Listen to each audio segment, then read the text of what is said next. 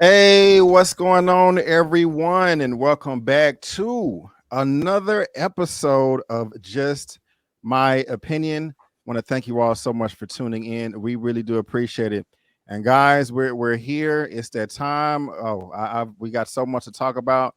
This is the Black Panther Wakanda Forever full spoilery discussion. Yes, it is full spoilers. We are going to spoil this up, down, left, right, in, and out as if you've already seen the film.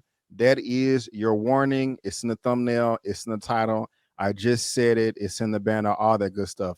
As you can see, I am not alone today. I got my lovely panel right here with Eman, with Eman's movie reviews. How are you doing, sir? How are you doing? And you are muted. You are muted. You are muted. Of course I am. I am doing all right. Thank you for having me. Of course, of course. And I also got Elliot down here with Movie Files. How you doing, sir? What's going on, guys? Hashtag Namor ain't playing no games. Yes, sir. Mm. He's not. He's not. But y'all, if you love what all three of us has to say in this recording, this is not live. This is a recording. You can follow all of us on social media. Our handles are on the screen. Their information is in the description box of this video. And like always, they're on my channel tab right here. Let's help E-Man get to 100K by the end of the year and Elliot get to 50K. Myself as well. We would all really appreciate it. Also, by the time that you are seeing this video, all of us we already have a non-spoilery review on our channel. Here is mine right here. Here is also my fresh out of the theater reaction. And Elliot will have his review on his channel, and I believe E-Man will as well. And so again, if you don't want to be spoiled and want our separate opinions, our separate thoughts, recaps, whatever you want to call it, that is on our other channels. Also, guys, if this is your first time here, we do this all the time, or at least on this channel. I always have spoiler discussions for these big tentpole movies, and we have so much fun. You can see on the thumbnail that sometimes people come in and come out, and yeah, it's a lot of fun. It's a lot of fun. It's a lot of fun. And also, guys, there will be an audio only version of this recording as well. It's going to be on SoundCloud and also on buzzsprout.com. That link is in the description box below as well. And again, it will be on SoundCloud and all of the audio devices you see here: Apple Podcast, Spotify, Google Podcast, therefore, etc. And last thing before we get started, this is part one of our spoilery discussion. I'm going to have a part two with my homeboy Malcolm, but on Saturday, November the 12th, 4 p.m. CST, we're going to have a part three live discussion. This is a recording, but this is going to be live. It's going down. I would have seen the film multiple times right now because at this time of this recording, we're recording this Tuesday night. I've only seen the film once. I believe Elliot has only seen the film once. And E-Man, the man up there, he has seen the film 3 times. So probably going to be going to him for some help. But thank you so much for your patience in that long intro. Let's go ahead and get into it.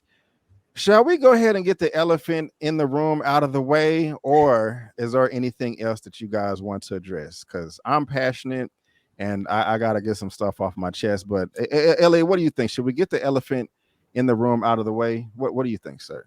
Elephant. I thought it was elephants, plural. There's a lot of Oh, stuff in this film that I just couldn't get off my mind, seeing it last night and today down talking to it. So I don't know which one you're referring to. well, okay.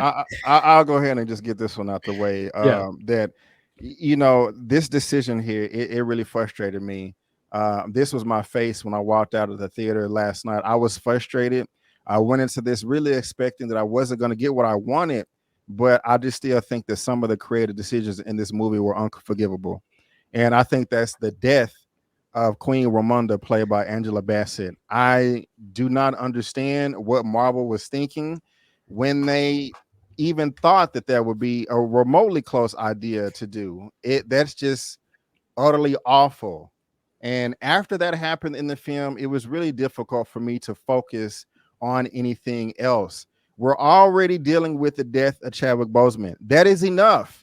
And then again, something that Eman, well, we always talking about it, especially Eman. I think that it was too close to home. I mean, you did not have to match up what happened in real life with what happened in this film with his death. But hey, Chadwick, I mean, we can't do nothing about it. Nobody knew about it. It is what it is. But for you to, on top of that, give us another death, That would have been the last thing I thought would be possible, and I'm utterly upset. Her performance was amazing, but Yeah. my soul was ripped out of my body when y'all killed this woman on screen. It makes no damn sense to me, and I'm pissed off about it. To be honest with you, I just don't understand it. E-Man, how you feeling? Am I tripping, or are you feeling somewhat the same? Let us know, sir. Nah. So multiple things on this. First of all, when I first saw this, I was in the theater and I was like screaming. Like I mean literally like, no, what are you doing? Yep. What are you no? Like Mhm. I was really reacting because I was not okay with this, you know. And after the second time I watched it, I was like, you know what? I got a feeling that this might be coming from Angela Bassett. You know, I'm just speculating, so don't TMZ me or nothing. Just speculating. And I'm just thinking, like, look, you know, when it comes to like the seasoned veteran actors, you know, the ones that have big names that can survive just fine outside of Marvel, they ain't trying to be locked down like that. Because the contracts in Marvel will say you need to prioritize our movies above everything else. She got a whole show. What is it, 911 or something like that? Yeah. And let's not Director, forget, producers, at least very busy. yeah, you know, like let's not forget when Letitia Wright got injured and all those delays happened and like nobody was able to work. They were not, they had to put their other stuff to the side and everyone's schedules got shifted because of Marvel. I'm just thinking to myself, like 60-plus-year-old, you know, Angela Bassett, who's a seasoned veteran, a star, superstar, in the, you know, like in her own right, a legend. She's like, man, I ain't got time for this. You know, so I'm thinking that was a part of it. But then on my last viewing, on the third viewing, I started to notice something, and this is something that I actually put in the bad of my review. So if you've watched my spoiler-free review, this is what I was referring to, or one of the things. And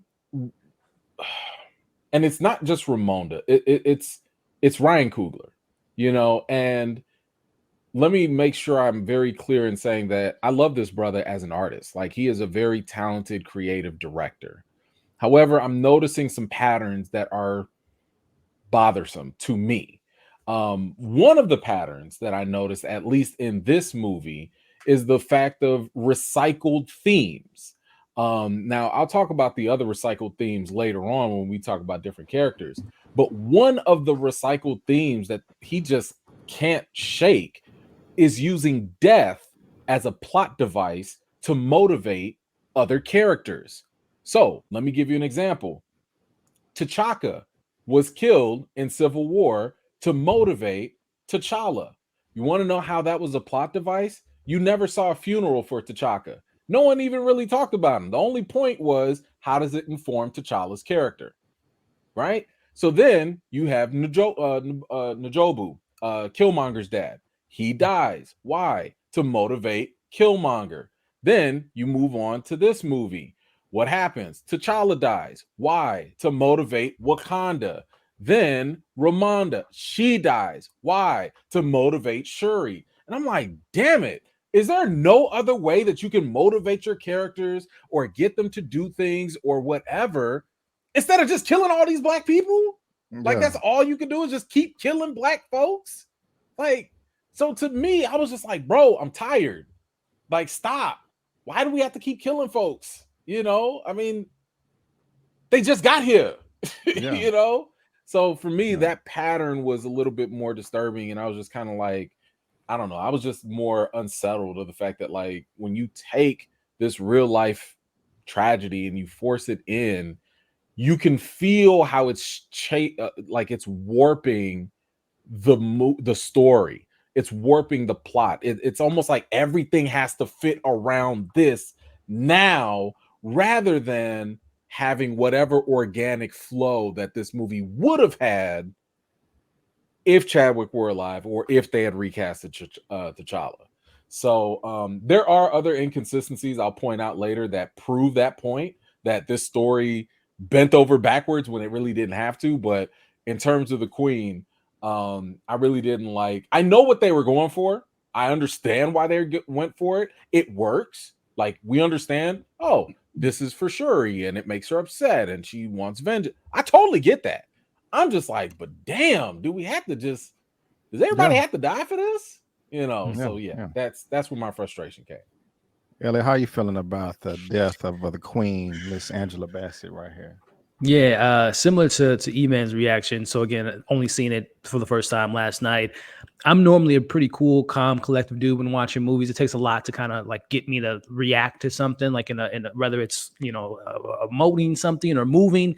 I was like physically uncomfortable when that happened, like to the point that I was going to walk out of the theater, but I had like a similar feeling to that, where I just like I couldn't imagine what the thought process was in doing that. And to Eman's point, I tried to rationalize it in my head. To your point, she's she's beautiful. You wouldn't even know that she's in her 60s. She's still killing it, doing her damn thing. But I was like, maybe she wants to move on. Again, she's not only an incredible actress, she's a producer. She's done theater work. She does direction. She has her own, things that she's doing on the side. So maybe she wants to look into other avenues. And, I had my time with Marvel, did a What Ifs episode, did 2 Black Panther films, and it's time to move on. But then I started thinking about like, man, yeah, she has a lot going on, but that's, my man Sam Jackson is just as old and still doing his damn thing in Marvel. Got a Secret Invasion show coming on. So it's not like, it's not easy to walk away from a Marvel guaranteed paycheck and a spinoff maybe in the works. So then I'm like, but then I started to think maybe right to Eman's point with Ryan Coogler and his theme, maybe that was a part of the initial script, as far as when Chad was alive, and knowing that Ryan came out a couple weeks ago and said that was a big theme of that film with Chadwick dealing with grief and the 5-year snap. And not that it was going to motivate Chadwick because he lost his dad to Chaka, but maybe, and again, I'm just theorizing that maybe in the original script, it was going to be Shuri. That was going to be her motivation to kind of have this almost civil war to try to save his sister after losing their mom. And again, I'm just theorizing at this point because I still can't believe they did that.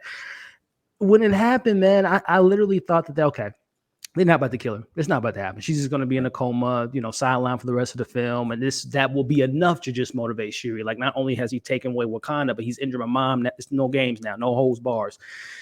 They put the beads on her. And first off, I knew Ironheart was going to be fine because she has plot armor as thick as, vibranium. So I knew she was going to be fine. But I'm like, Ramonda, please come back. Please don't do this to me. And when it happened, not only was that a blow, but then the way that they handled the death, it was kind of like, let's keep the plot moving. I was just baffled. I was baffled is the word I could think of right now. So many things to say about it, but I can't believe they did that. Yeah, man. And so I'm gonna be petty right now. I don't care. So for all those people in the comment section, y'all just mad because they didn't recast T'Challa. No, at least for me, the thing that upset me the most was the death of Queen Ramonda. That's it. Didn't have anything to do with any MCU stuff. It didn't have to do with T'Challa or Chadwick Boseman. It had to deal with, we already had one death in real life, but y'all want to give us another one. We're supposed to go to these movies to escape, and we can't do that with Chadwick. And I like Elliot said, I was baffled. I was shocked. And good point, Elliot. I was physically uncomfortable too. Like, I was moving in my seat. Yeah, it was really hard for me to focus on a good 15 to 20 minutes after, that happened, because I was just so distraught and shocked. And I was just saying to myself, I can't believe that black people write this. They should know better, but I don't know. And kind of like Eman, I was thinking like, okay, the only way this would make sense is if she did say to herself, I don't want to be a part of this franchise anymore. But then I don't know why. And so Marvel, why did you do that? I hope somebody in the press tour asks you that question, because I'm dying to know. Because at this, look, honestly, I don't, at this point, and I'm still emotional about this, and I have to see it again, but it's hard for me to have something to look forward to in the MCU now with the way they handle Black Panther. This is my favorite franchise out of all of them. The only thing that's coming up is this new Captain America with Sam Wilson, but there's just so much death surrounding. It doesn't look like we're going to get a T'Challa, especially with the mid-credit scene, and we're going to talk about that. And then you kill the queen. It's like, you know, we love movies over here. Everybody has devices. Yeah. One of mine is movies, and I feel like that's being stripped away from me. So some people may say, man, why do you have such an attachment to films? I don't know. That's just the way it is. And I'm telling you how I feel. Man, But you ain't gotta explain yourself. Love but your I'm just movies. look, I'm just bothered by it. And so Marvel, I appreciate you, Eman. Elliot, you made a point saying that they felt that like they kind of rushed through the death of Wakanda. Yeah. And I know you said in your review that you didn't feel that it was rushed. I personally feel like the way they handled Chadwick Boseman was rushed. I thought they should have spent a little bit more time on that. I don't necessarily know what they could have done, but I was just surprised by it. I don't want to say I was upset. I was just shocked. But I mean, how do you feel about that?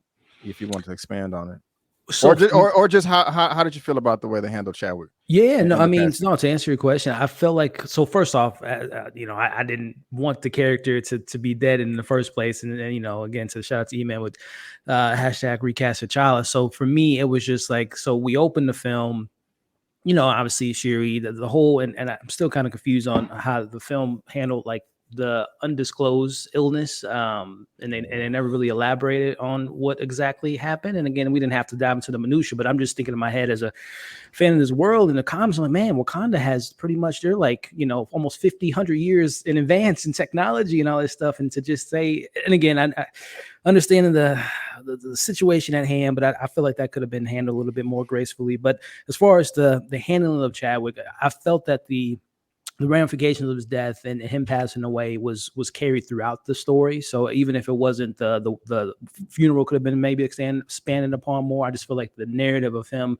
and the loss of him and Shuri's story of not, and from a personal relation, losing someone close, you know, it is hard to kind of accept loss, and seeing her dealing through that throughout the film and how she comes to that conclusion at the end, I just feel like it was handled better than I anticipated, even though I didn't want it to be done. But there's still a lot of questions around, again, the undisclosed illness and kind of how that plot just didn't really go where I thought it was. But yeah, I got you, Eman. I didn't like a lot of it. I understood why they did it, and I understand how it can be helpful for some people. You know, cathartic for some people. That's great for them.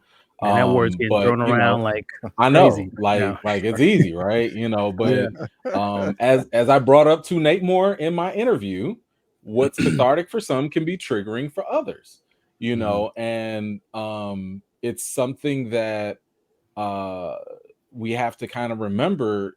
You can't, like you said, Brandon, there's no escaping this, right? Like, this movie has no escapism built in. You know, it's not like when a beloved character like Tony Stark dies and we feel something, but we're fine because we know Robert Downey's okay. You know what I'm saying? So, like, when they talk about things in this movie regarding T'Challa, you know they're talking about Chadwick. Yeah. And there were so many instances where I was kind of like, ugh. Like, like, I know you mean well. Nakia, when Nakia said, I know he was sick. I get it. That. Oh my God. Like, Yeah. the one line that makes me cringy every single time is when Shuri was like, you know, first of all, let me just go back to the illness thing. I hate the idea that they even did that, because that I would have rather them just leave it completely ambiguous and just say, we're losing him, something like that. Like, just leave it completely wide open. That's not something we have to explore, because the average person walking in knows the actor died, knows this movie is in tribute. No, I don't even care how nerdy you get with this stuff. I think that's something most people can give a pass to if we didn't have to know the specific way he died, right? But when you get to Shuri's portion, and she was like, you know, when my brother asked me to help him, like, he was fighting this by himself, right? And then he asked me for help, and I couldn't help him. I was like, oh my God. Because now because I have to realize that you guys are conflating Chadwick and T'Challa, now I have to also think about Chadwick Boseman begging for his life. That's the imagery that's now put in my head because you will not allow me to separate the character from the actor, you know? So for me, I'm just like, golly, like did he ask people for help? And you know what I'm saying? Like, so it was so unsettling, so uncomfortable to like hear these type of things, you know? So like, yeah, it was definitely not my favorite aspect of the film. And, you know, and this might go into something else. I felt like it compromised Wakanda, you know, because especially when you sit here and talk about a country who in the comics, they cured cancer like 30, 40 years ago. You know what I'm saying? Like there's like little to nothing that Wakanda can't do. They can cure people that are fatally wounded with bullet wounds. But now all of a sudden, a MacGuffin illness comes around and they can't do it. And I'm just like, why is Wakanda special again? Like what's to that point, and that'll be the next topic. That'll be the next topic, and I'm gonna come to you, Eman, first this time after I give my 2 cents. But to go for it. To just close out the Chadwick thing, you guys are right. We've all known this. One of the things that I do like about the way they handled the passing of Chadwick is it was at the very beginning of the movie. So you can kind of get it out the way. And I mean, that worked for me because once it was over, I was like, okay, hey, it's over. One of the things that I did not like is how they ended the film with Shuri looking out in the distance, and she was, it was a cone of silence, and they showed the images. I mean, it was nice, but I kind of wish there was in a different point of the film, so we're not leaving on a low note, like we just got our butts beat. I liked it. The visual representation of it, but I'm just like, man, we could have ended the film in the celebratory fashion that, hey, we now have an alliance with the tallow cans or something. And so I mean, I liked that it was at the beginning, but hold that thought. Hold your next thought. But I do want to kind of explain, because I didn't catch this until like the second time. The reason why they did that was part of the ritual of what her mom started, what Ramonda started. So in the beginning, when they go off on their little retreat, she said that, like, look, the way I was able to get through the, losing your brother and all that, I had to burn my ritual clothing. That's like a sign of moving forward. And when that happened, I could hear and feel your brother through the wind and stuff like that, right? So that's why, like, towards the last moment that you're talking about, it's not utter silence. You actually hear the wind. So for her, she's finally getting that moment of closure that through the ritual that her mom taught her. And for her, hearing and feeling the wind, combine that with the images of Chadwick, with T'Challa, she was like, okay, I'm at peace. So that was really intentional. Again, it's just Coogler's way of saying this is a stage of grief, which is acceptance. And that was them moving forward. So I got you. It was baked in. It was baked into the story. Yeah, call back to yeah. And you said that I think I'm paraphrasing. It kind of took over Wakanda. That was and guys, I of course we're going to get to some things that we liked as well. Namor. Yeah, we can get to him after this if we want, but I was kind of disappointed because I thought there was a lack of Wakanda, and just the aftermath of everything that happened before, everything that happened in real life. While Talocan was cool, it would have been nice if Wakanda could have got as much screen time as them introducing the new world. So that was really disappointing to me. Eman, speak on that. No. So here's my issue. No. Because here's the problem. What is this movie about? What is the focus on this movie? Right. Because if you want it to be about Wakanda, the main character, who's the main character? I don't know who the main character is. If it's supposed to be Shuri, I don't think she got enough screen time. So like I'm sitting here like I had issues with Shuri and like how she was processing her grief, because I felt like some of that got rushed in the beginning. And I'm like, yo, like this character is growing and going through things, but yet we spending time with Everett Ross. but yet we jumping into Talocan, but then we jumping into Okoye, but then we setting up some other Disney Plus series with some character that we not even gonna see again for a minute. Like, what is going on? So the movie was all over the place. Then, if you really want to talk about Wakanda, I'm sitting here thinking to myself, like, why didn't we? Did y'all learn anything new about Wakanda? I mean, y'all, because to me, I'm still curious as to how the hell do you have a river tribe and you're dealing with water people, and the river tribe ain't doing, like, why are y'all here? Them. Right. What are y'all here for? You know what I'm saying? I know there was a quick jab, jab at them, but I'm like, this would have been a great opportunity because Nate Moore and everybody was like, oh, we're gonna explore more of Wakanda, and this. I'm like, what? Yeah. What did we explore? Like, nothing, man. Not a darn thing. I don't know what we explored. We've been to the marketplace. We've been to the lab. We've been to barely. You know what I'm saying? So I'm like, yo, like, I still don't know what the other tribes really do. Bro, thank you. I said the exact same thing, Elliot. I'm finna come to you again. We're not just gonna dog the whole movie. Okay, so I just want to let you know. Getting stuff off our chest. Yeah, just getting some. It just. I said in my review the same thing. I was like, I want to know the politics, the economics, like, how each tribe and culture is different from each other, and what are they like? What is the population of the city or the country or the nation? Like, what are their war tactics? Like their strategy, like all of that. How does the vibranium power the whole place? Like, just like, how is it used? How do you sew it into the clothes? Like, it's endless stuff that we could have gotten maybe in the Disney Plus show. But Elliot, jump in there, man. How are you feeling about Wakanda or the lack thereof? Yeah, no, Kevin Feige said it himself when they talked about Wakanda Forever that we were going to explore more Wakanda and the supporting cast. So in my review, I mentioned that I felt like the supporting cast was even less of a supporting cast this time around, which we'll talk about the lack of M'Baku and Nakia only popping up an hour into the film. But as far as Wakanda goes, yes, you would think not only would they have water people and Telecom, we'll talk about them, but just the fact that they were defeated by Thanos. You would think that their defenses would be bar none. No one is. This is impenetrable. You cannot come through Wakanda, but they've showed that you can not only do that, you can sneak here, get here, come popping up in front of your queen and the princess without no one detecting this. And not to go back to Queen Ramona, but the thing that also killed me about that scene, you would think that Shuri would have probably given her mom some type of beads to keep her protected after finding out that Namor was coming to Wakanda, and just the preparation of all that. And the queen is just walking around with no Dora Milaje.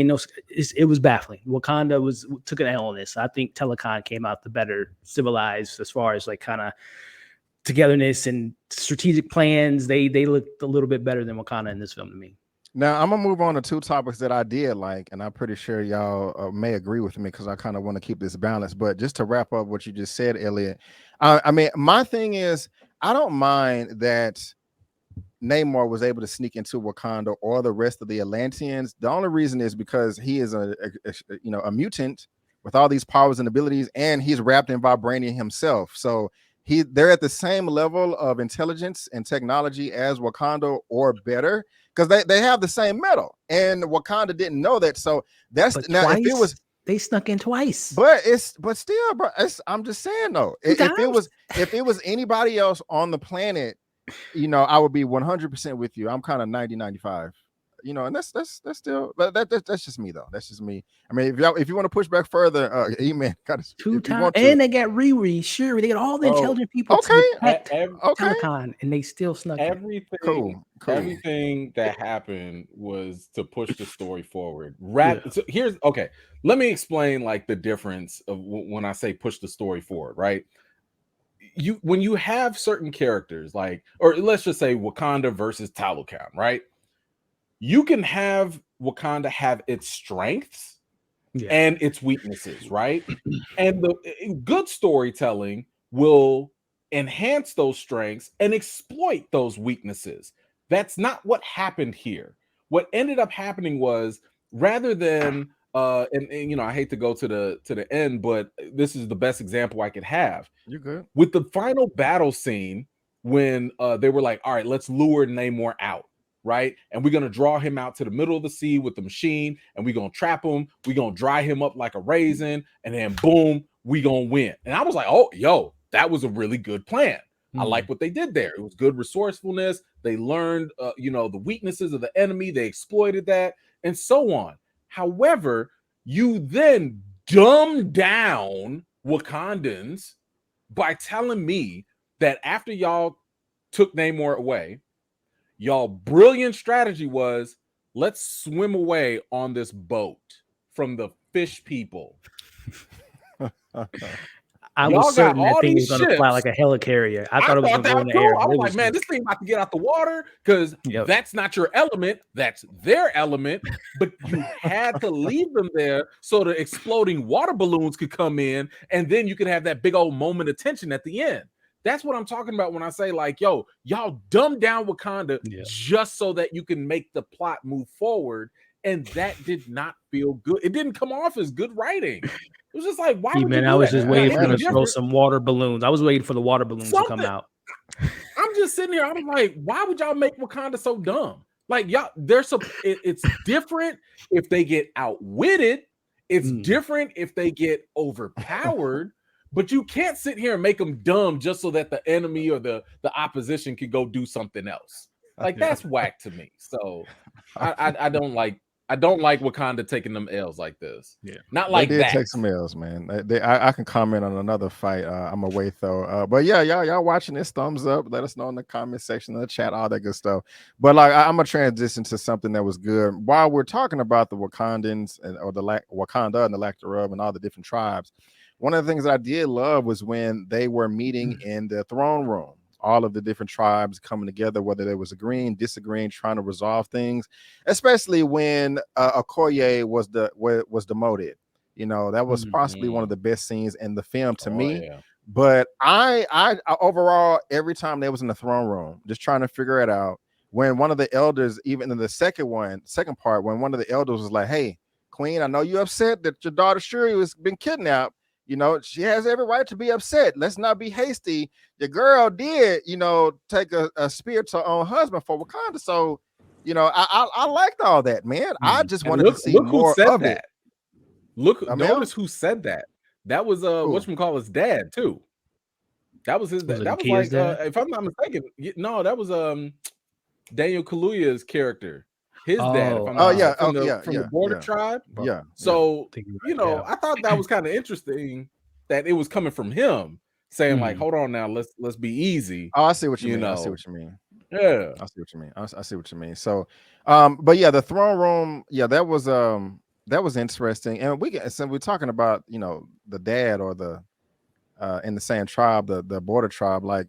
Yeah, Wakabi wasn't in this. Daniel Kaluuya was not in this because of scheduling. They mentioned him though. No, they did mention him. They did mention that him. That just seems. How do you not make it work? But I mean, how did y'all just feel about those scenes at all? Because that was the Wakandas that I did want to see. Yeah, no, I definitely enjoyed that. Big Game of Thrones fans. We just got House of Dragon, and just one of the biggest things about that show is just characters talking, strategizing, coming up with plans. All that stuff to me is like when it's written well, it's just as good as someone getting punched in the face for me when it's written well.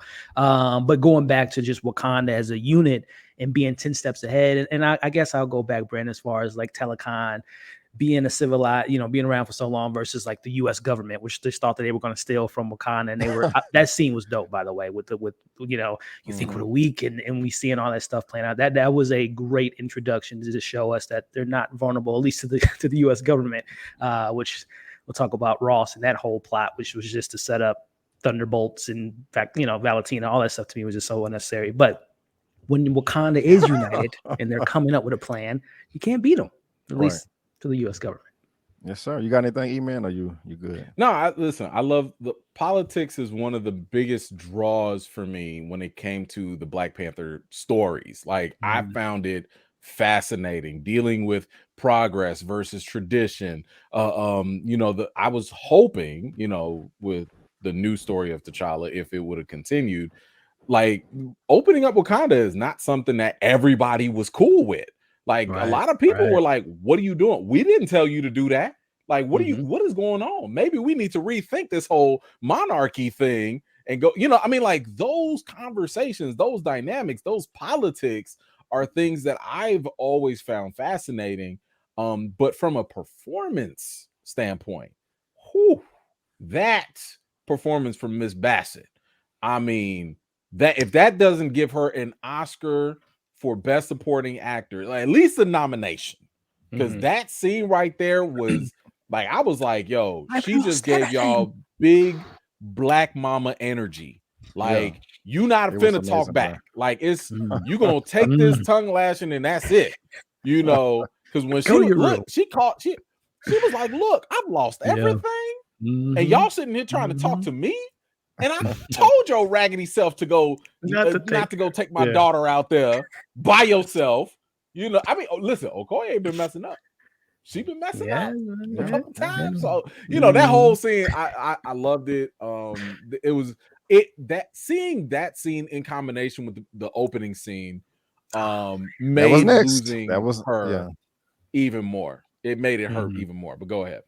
Yeah. No, that was I was gonna be saying, like, this was the other part. Like, this opening scene right here was badass. Like, in my review, I was like, if you Google black woman, a picture of Angela Bassett in this costume in this garb needs to pop up, because it was amazing. I love the way they flexed in that United Nations room. Just, you know, y'all at first, and combining it with the action scene, the editing, how it would switch to the action and then switch to the conference room. I thought that was perfect. I was loving the film for the most part, because this was the very beginning of the movie, and I'm like, man, I'm liking this, because they're also following up the story, the plot from the first film, with them opening up their borders. Of course, we know the powers that be gonna be hungry and want to, you know, get a piece of that. So I was loving all of this. The only thing is, you know, the action at some points, the filming of it was a bit cleaner than other points to me. You know, specifically the bridge, but at the very beginning, when they're,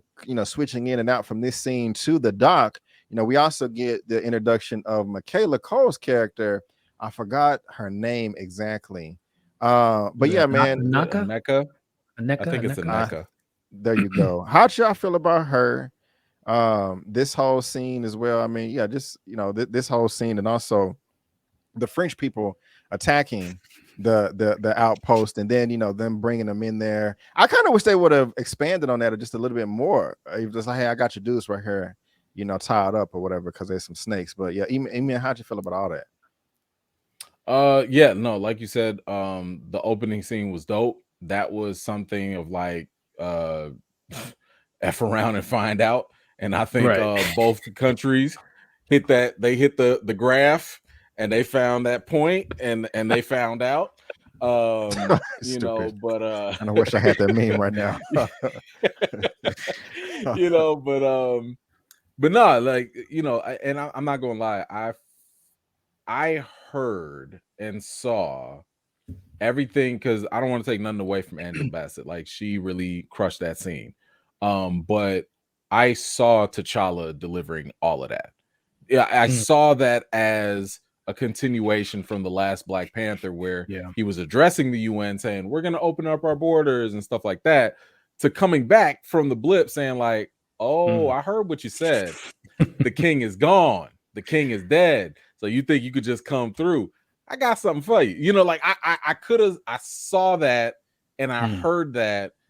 Again, Angela, you know, Bassett killed it. Like, she did her thing, but it did kind of make me think of like, damn, I feel like this is something T'Challa would have said and would have delivered on. But yeah, I mean, listen, at the end of the day, Dora Milaje is nobody to mess with. They got jurisdiction everywhere. And that was very, very clear. I absolutely loved it. And to your other question about Michaela Cole, I mean, like, I don't know. Like, what? I mean, she had like 4 lines. Like, okay. Elliot, where you at on that, man? Yeah, I mean, again, the scene was awesome. I think, correct me if I'm wrong, Eman, that they showed that scene at what, D23 or Comic-Con? They showed that full scene. So understandably show why they showed it, because that would get me hyped for, you know, after seeing it. So definitely a fantastic scene. And then to the other point, as far as Michaela Cole, this film definitely suffers from Age of Ultronisms, and I'm referring to setting up things and not focusing on the narrative at hand. Michaela Cole was simply used to set up the Midnight Suns for the Wakanda series. Like Eman said, just a couple lines. If I'm not mistaken, in the comics, she does have a her and AO have a relationship. They did the Star Wars Rise of Skywalker, just a brief kiss, just to, again, Disney and tiptoeing around, getting into all that. But I just thought that she was just to set up the Wakanda series. I would imagine that that's what the Wakanda series is going to be about, is Okoye, Nakia, or not Nakia, and Okoye and Dormlage and the riff around, okay, Midnight Suns, Dormlage, which line do you want to cross? That's what I saw her character as. Gotcha. How did you feel about the introduction of the Talokans? When they was popping their head out that water, started making that chanting noise, making them jump to their deaths. I loved it. I thought it was amazing. I was a bit scared. I was like, damn, how are we going to beat these guys if they can whistle and make you kill yourself? This is nice. I like that. Elliot, how'd you feel? As a horror fan, that gave me so many great moments, because yes, that was very dark. I'm just thinking they were just frozen and they couldn't move. No, they jumped off and killed themselves. That's pretty dark stuff, especially for Marvel standards. So I was loving that. In the chant, first I was thrown away. I was like, is that the score or is that? Yeah. I thought the same thing.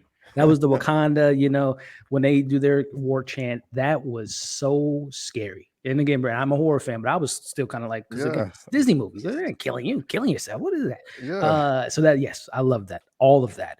And then them going into the depths of the water. That was a horror scene. Like straight up, that was Ryan Coogler. Like, if you want to dip his feet in horror, that was his audition, I guess. I loved it all.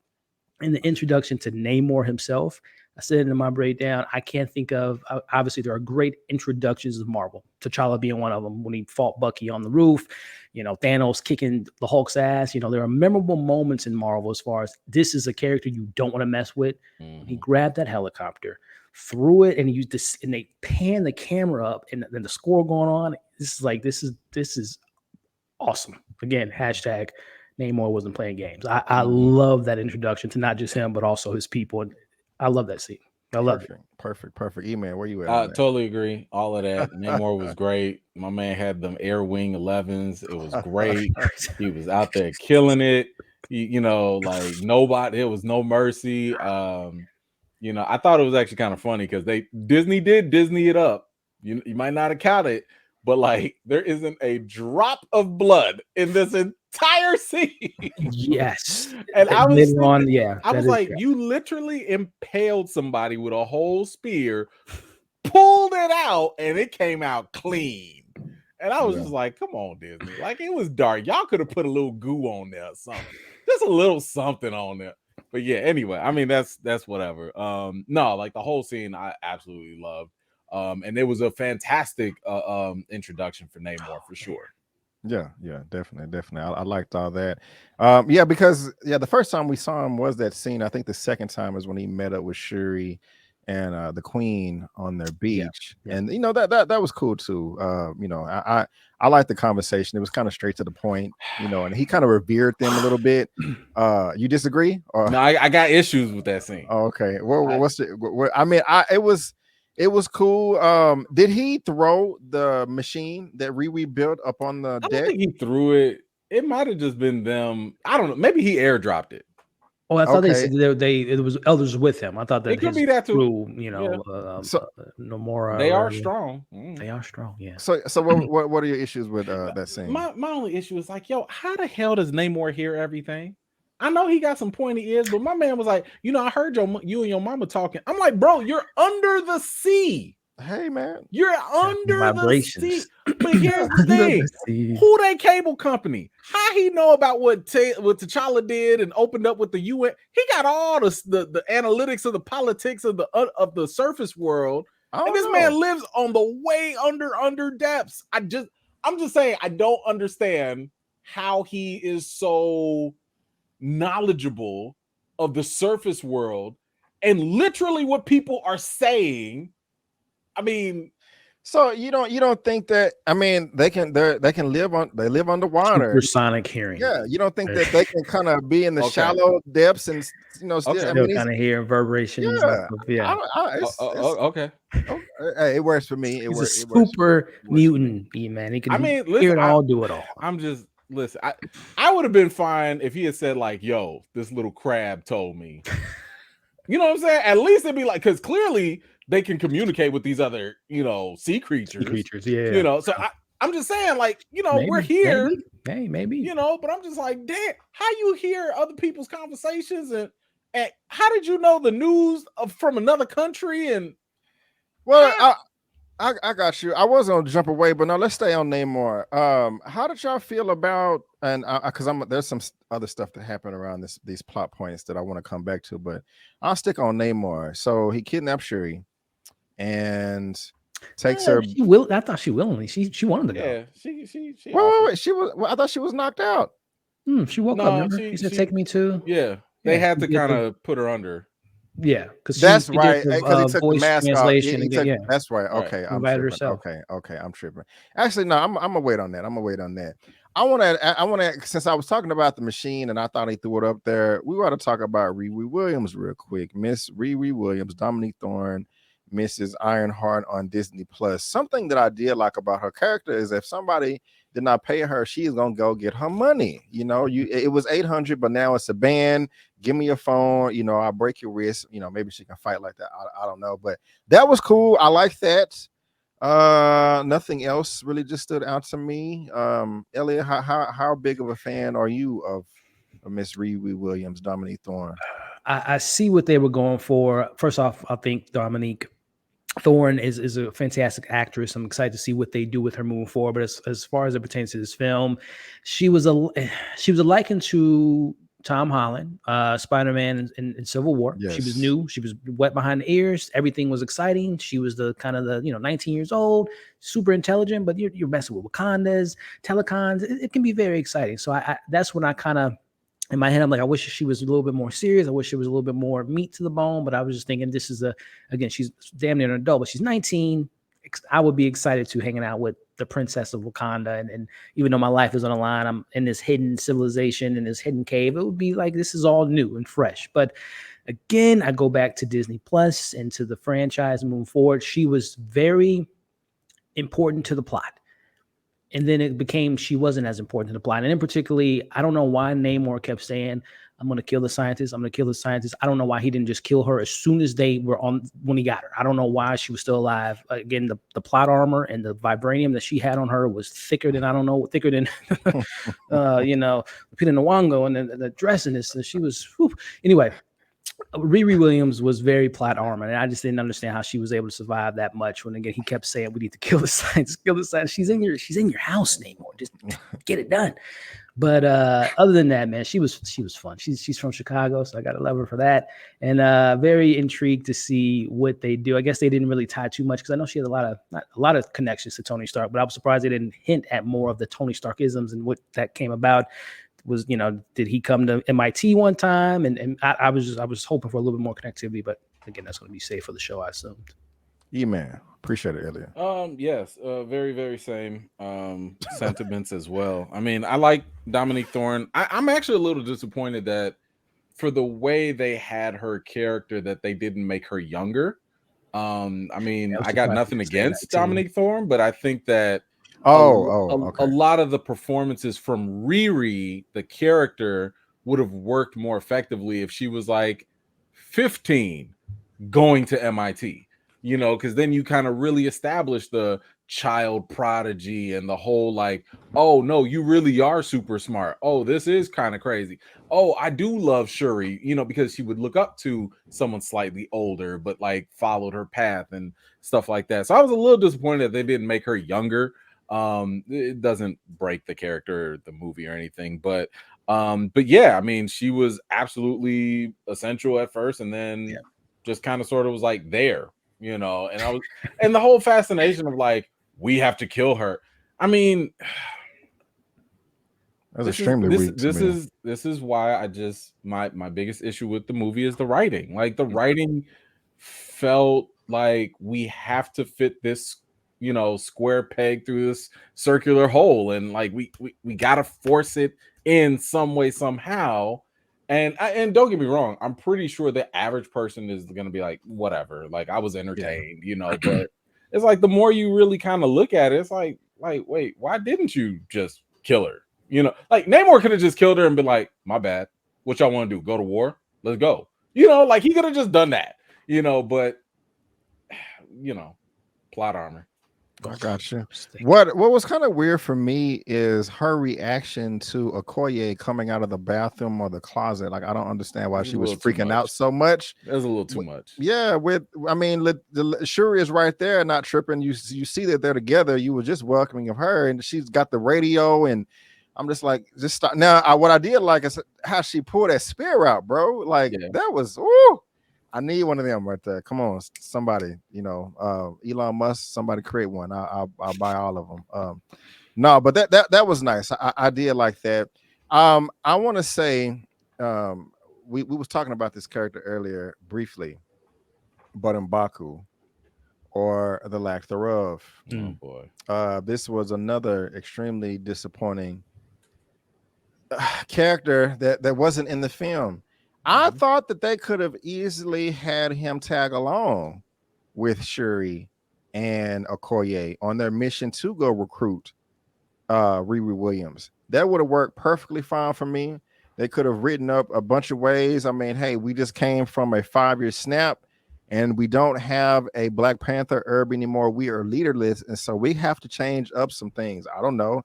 Maybe M'Baku can be a war dog for a little bit, or just Ramona can come to him like, hey, I appreciate you coming through and helping last time, in 2018, against Killmonger. Can you please go with Okoye and Shuri, make sure my daughter's safe? How badass would it have been if Eman look like he don't agree with me? But how badass? No. I actually do agree with you. How badass would it have been if the fight on the bridge was nice? Atuma came through. The tallow cans, the way they made the entrance on that bridge with them whales, I was like, damn it, this is nice. Yeah, that was I love that. That's the wrong picture. Here we go. I love that. This was perfect. But how much better could it have been if Okoye and M'Baku was back to back fighting off a bunch of Atlanteans trying to protect Shuri? You know what I'm saying? I would have loved that. I would have loved it. Eman. How you feeling about that? I mean, all the way back to M'Baku and the lack thereof and all that. I got you. Now, first of all, that bridge scene was like one of the best fight scenes I've seen in Marvel since Shang-Chi. Because I think Shang-Chi still reigns supreme on that. But that bridge scene, they said the actor who played Atuma said it took them 4 months to do that choreography. To do that. And it showed. Like, I was like, y'all did the work, because when my man planted that spear and rammed her shoulder through, I was like, oh, she dead. She dead. I was like, nah, CTE, concussion, it's done for. Go home. Like, I'm sorry. KO. But that was definitely a fantastic fight. I mean, I love the Okoye going against all three of them, and like just being like, look, like I'm a General Dora. Now. One more step and I would kill you.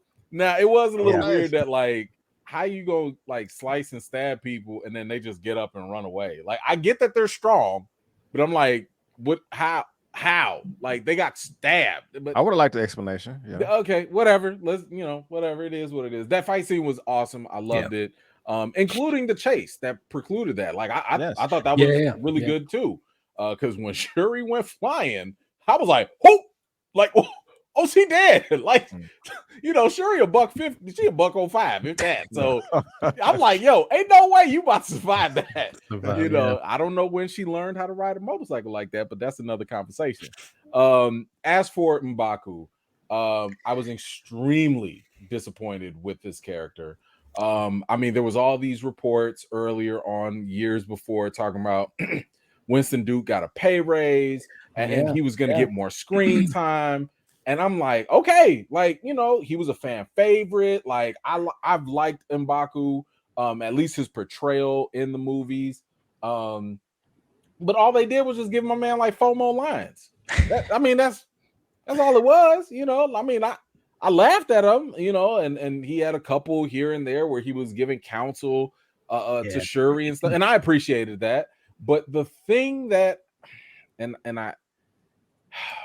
the thing that bothered me the most is the fact that Marvel's not doing themselves any favor with this. And I want to make sure I say this in a way that's not conspiratorial, but Marvel is not going to have a good leg to stand on when people talk about not representing, Black men Right. or allowing black men to, be devalued at the expense to uplift other people.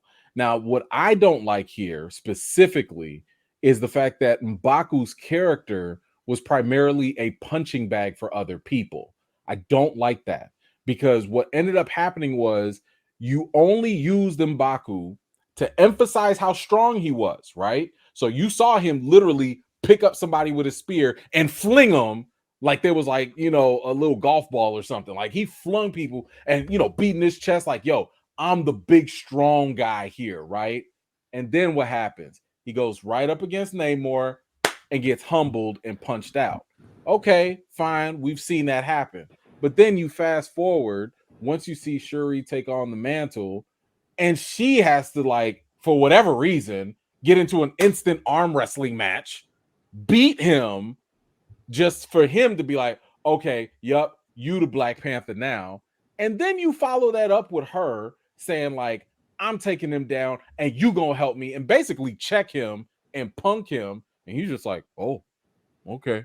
And I'm just like, all of that was unnecessary, because in the movie proves that it's unnecessary, because the moment she took the herb and woke up, what did she do? She punched that, the wardrobe or whatever, and everybody was like, oh, it worked.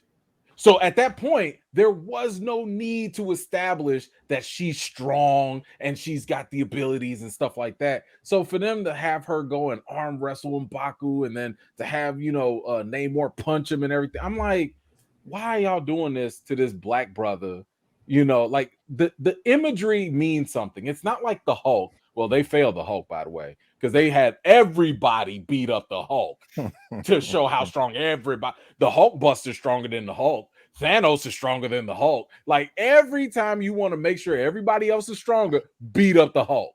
So I didn't like the fact that this was done specifically to this character. And yeah, I mean, the people that, claim MCU and all that stuff, I mean, I'm not going to be surprised if they use this example.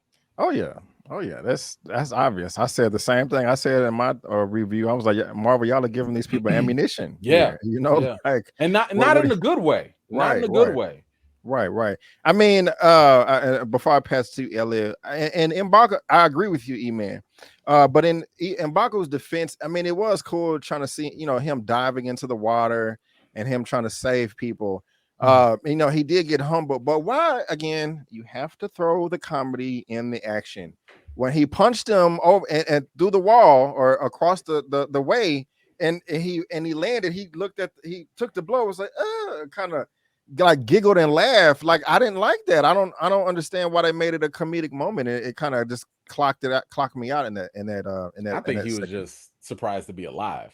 Yeah, that's really. Because I didn't think he was like giggling. I think he was like, oh, I'm alive. Okay. Okay. Well, I cool. I didn't see it that way. So thanks for clarifying. But Elliot, yeah, man. M'Baku, or the lack thereof, the chase scene, especially with Okoye sticking the spear through the bottom of the car and kind of using it as a ram in that chasing, and also the bridge, because I'm still fantasizing that M'Baku should have been fighting with them on the bridge, and just on that whole journey in the dorm room. That could have been a perfect way for all three of these characters to interact with each other. But yeah, how do you feel about all that, man? M'Baku on the trip to the US would have been a fun little, special presentation. Seeing M'Baku come to America would be funny, but I think he would never want to go to America just based on his experience. So that's why I assume he didn't want to go. And plus, he's the king of Jabari, so they're not going to send their king to fight US, little squirrel. So that's why I figured that he wasn't going to be with them. But as far as his lack of presence, it was sorely missed. But I did kind of, like you said, I tried to take away as much good, because we didn't get that much time with him. But when he was on screen, minus getting punched in the chest and the wind knocked out of him, I did like the fact that he dove into the water, saving people. I did like the fact that Eman mentioned having that conversation with Shuri and being complete, seeing the maturity and the growth of his character. Because if I'm not mistaken, he wasn't blipped. He was around during the 5-year blip, right? So yeah, he's grown, he's matured, he's more of a leader, he's more calm. He did say, let's kill the feathered man, but then he came back and pulled back on that. So I like the growth and what they gave him there. But yes, I would have loved to have seen more of him. Would have loved to have seen him more in combat mode and just in various different vulnerable moments and have a little bit more dimensions, because seems to be he has a funny joke and he has a cool fight scene, and then he kind of gets sidelined and he's missing from the film for a long period of time. Then they bring him back for the fight. So I wish that we get a little bit more dimensions with him, and hopefully he does. And to Eman and the article you brought up, B is maybe, again, going back to Disney Plus, maybe he's one of those. That's maybe where the role extensions come from, not from, unfortunately, the big screen, but maybe we'll see him more involved on, Disney Plus and carrying on through that platform, because I think Winston Duke is great. He's a fantastic actor. If you haven't seen 9 Days, shows you what kind of range he has. But 9 Days is great. So great. But yeah, I would have loved to get more on Baku. But what we did get with him, I wasn't, dissatisfied with it. Okay, well, I'm gonna stick with you. How did you feel? I mean, you kind of spoke about it earlier when you said that you pulled out your phone and you noticed that this character popped up an hour into literally it, because she is in. I probably should have started with Eman, because she's from Haiti. My fault. My bad. Let me jump to Eman because she represents Haiti. No worries. You know what I'm saying? Eman, how you feel about your Haitian sister? Haiti, mon chéri. Listen, first of all, you can never. It's a crime that this movie didn't have more of Lupita. Yeah. I mean, if you're talking about winning, trying to make up for the lack of Chadwick, I don't know. Bring out all the star power you can get. It's like having one of your star players on the bench for the first half. Why? Why? You just could have had. So that was kind of frustrating. Now, I love, and I think she already knew a lot of these languages, but I just love the fact that she was switching language to language, going from French and going to Spanish, and I was like, oh yes, that great, hit that, yes, but I mean, I wanted more. I mean, for a movie that lacked its leading actor and character, it's sad that the supporting characters that were left, we still didn't get enough of them. And I don't know if it's just because there was too much to juggle or if it was a lack of focus. It's really hard to say. I will say that I do. That's the reason. And it could absolutely be that. And I mean, I did appreciate the fact that we actually found out what happened to her. I didn't know she survived the snap, and that she left right after, Thanos did his thing. That was definitely. But how do you feel about that decision that she made, though? I mean, are you cool with that? Because frankly, I don't know how her just leaving after the snap. It depends on if you like the writing or not. Because I guess we do know. Her leaving might not have been just her decision alone. Right. Take care of, you just gotta give leeway to the story, I guess, in that case. But shout out to them, with the Haitian represon. I caught a little Creole in there. I don't know why they kept talking French. I'm like, man, if y'all don't talk Creole, what you talking about? People don't talk like that. People speak Creole over there. What you doing? But I can't wait till we get to the post-credit scene, because there's some more stuff I want to talk about. But go on. Oh yeah. Elliot, Lupita was great. She was great. Period. How you feeling about Lupita and Nakia? I just gotta get it out there, man. She is so beautiful. She's the full package. Literally the language, the fighting skills. I mean, she's just the full package, y'all. So that's first and foremost. But no, as far as the lack of Lupita, it was odd that she was gone literally the first hour of the film, and she ended up being a little bit more important than you would initially thought, with her only popping up so late into the film. But again, she's badass, man. You talk about spy espionage, which I guess Telecom takes a L on. How the hell do you not have guards on one of your main entrances? That was a little bit, weird or whatnot, but I guess she spoke to the woman and maybe found the secret. I don't know. But anyway, technology, when she goes on that little thing and she went to go save Shuri, it just shows you how dope she is as a character. And I wish she would have had a little bit more to do in the film. Well, not a little, a lot more to do. She would have definitely been huge into the conversation between her and Shuri. It would have been nice to get a little bit more of that in the first half. And, we get it later on. But yeah, the more Lupita, you can't go wrong with it. So I was very surprised with the lack of her. I guess it was too many characters for a 3-hour film. And it's too many things that they wanted to do. Too many. Yes. Yeah. And that brings me to my next point is like, how did y'all feel about the Fortress of Solitude? I'm talking about Talakan. That was, I thought that maybe y'all can explain how that works, because I know they kind of did that in Aquaman. Like some of the Atlanteans can breathe underwater and above water, but some of them only underwater. Talakan itself, Mesoamerica. I'm kind of bummed that it's just not Atlantis. I mean, I'm not like a big Namor fan like that, but it just if the only reason they gave is we didn't want to be like DC, like really, but I won't make that big a deal about it. It was cool, but Talakan got in the way of Wakanda and a bunch of other stuff. I wish it would have been separate, like it would have got his own movie. But anyway, Nakia's coming down there in that Fortress of Solitude. She kills the important Talakan and just the whole culture itself. Also, Namor's origin story of him being a little boy, his mother, what is it? I think it was 1541 was the year. And they found a vibranium flower down there, and they all ate it. I definitely need to see this again for it all to make sense to me, because I don't remember all the details.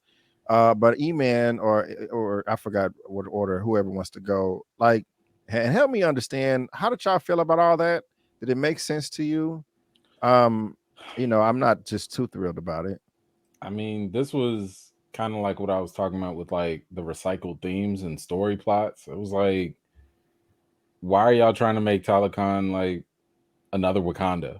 And it felt way too similar for me. The fact that like your god brought you to this herb and you ate it and it gave you different abilities, and I was just like, this is extremely convenient, and I think it also kind of took away from the uniqueness of Talokan. Like if there was no Wakanda, oh man, that'd be really cool. But like, what's the real difference between their shaman finding this herb and Bashanga, who was a shaman, finding that herb as well? Like, what's the difference? So to me, it was just kind of like, I was just a little disappointed that they couldn't put more of a distinction between the two. Especially just having, I mean, there is vibranium elsewhere, right? In the world. So that was not uncommon or unheard of for me, but I just didn't really like that the background stories kind of sounded and felt very similar, with some differences, obviously. But they felt a little too closely related. But yeah, I mean, it was okay. I'm still trying to understand, because he called himself a mutant, and he said because Shuri was saying, okay, you're half human, your mother was human. Mom was human, right? What was his father?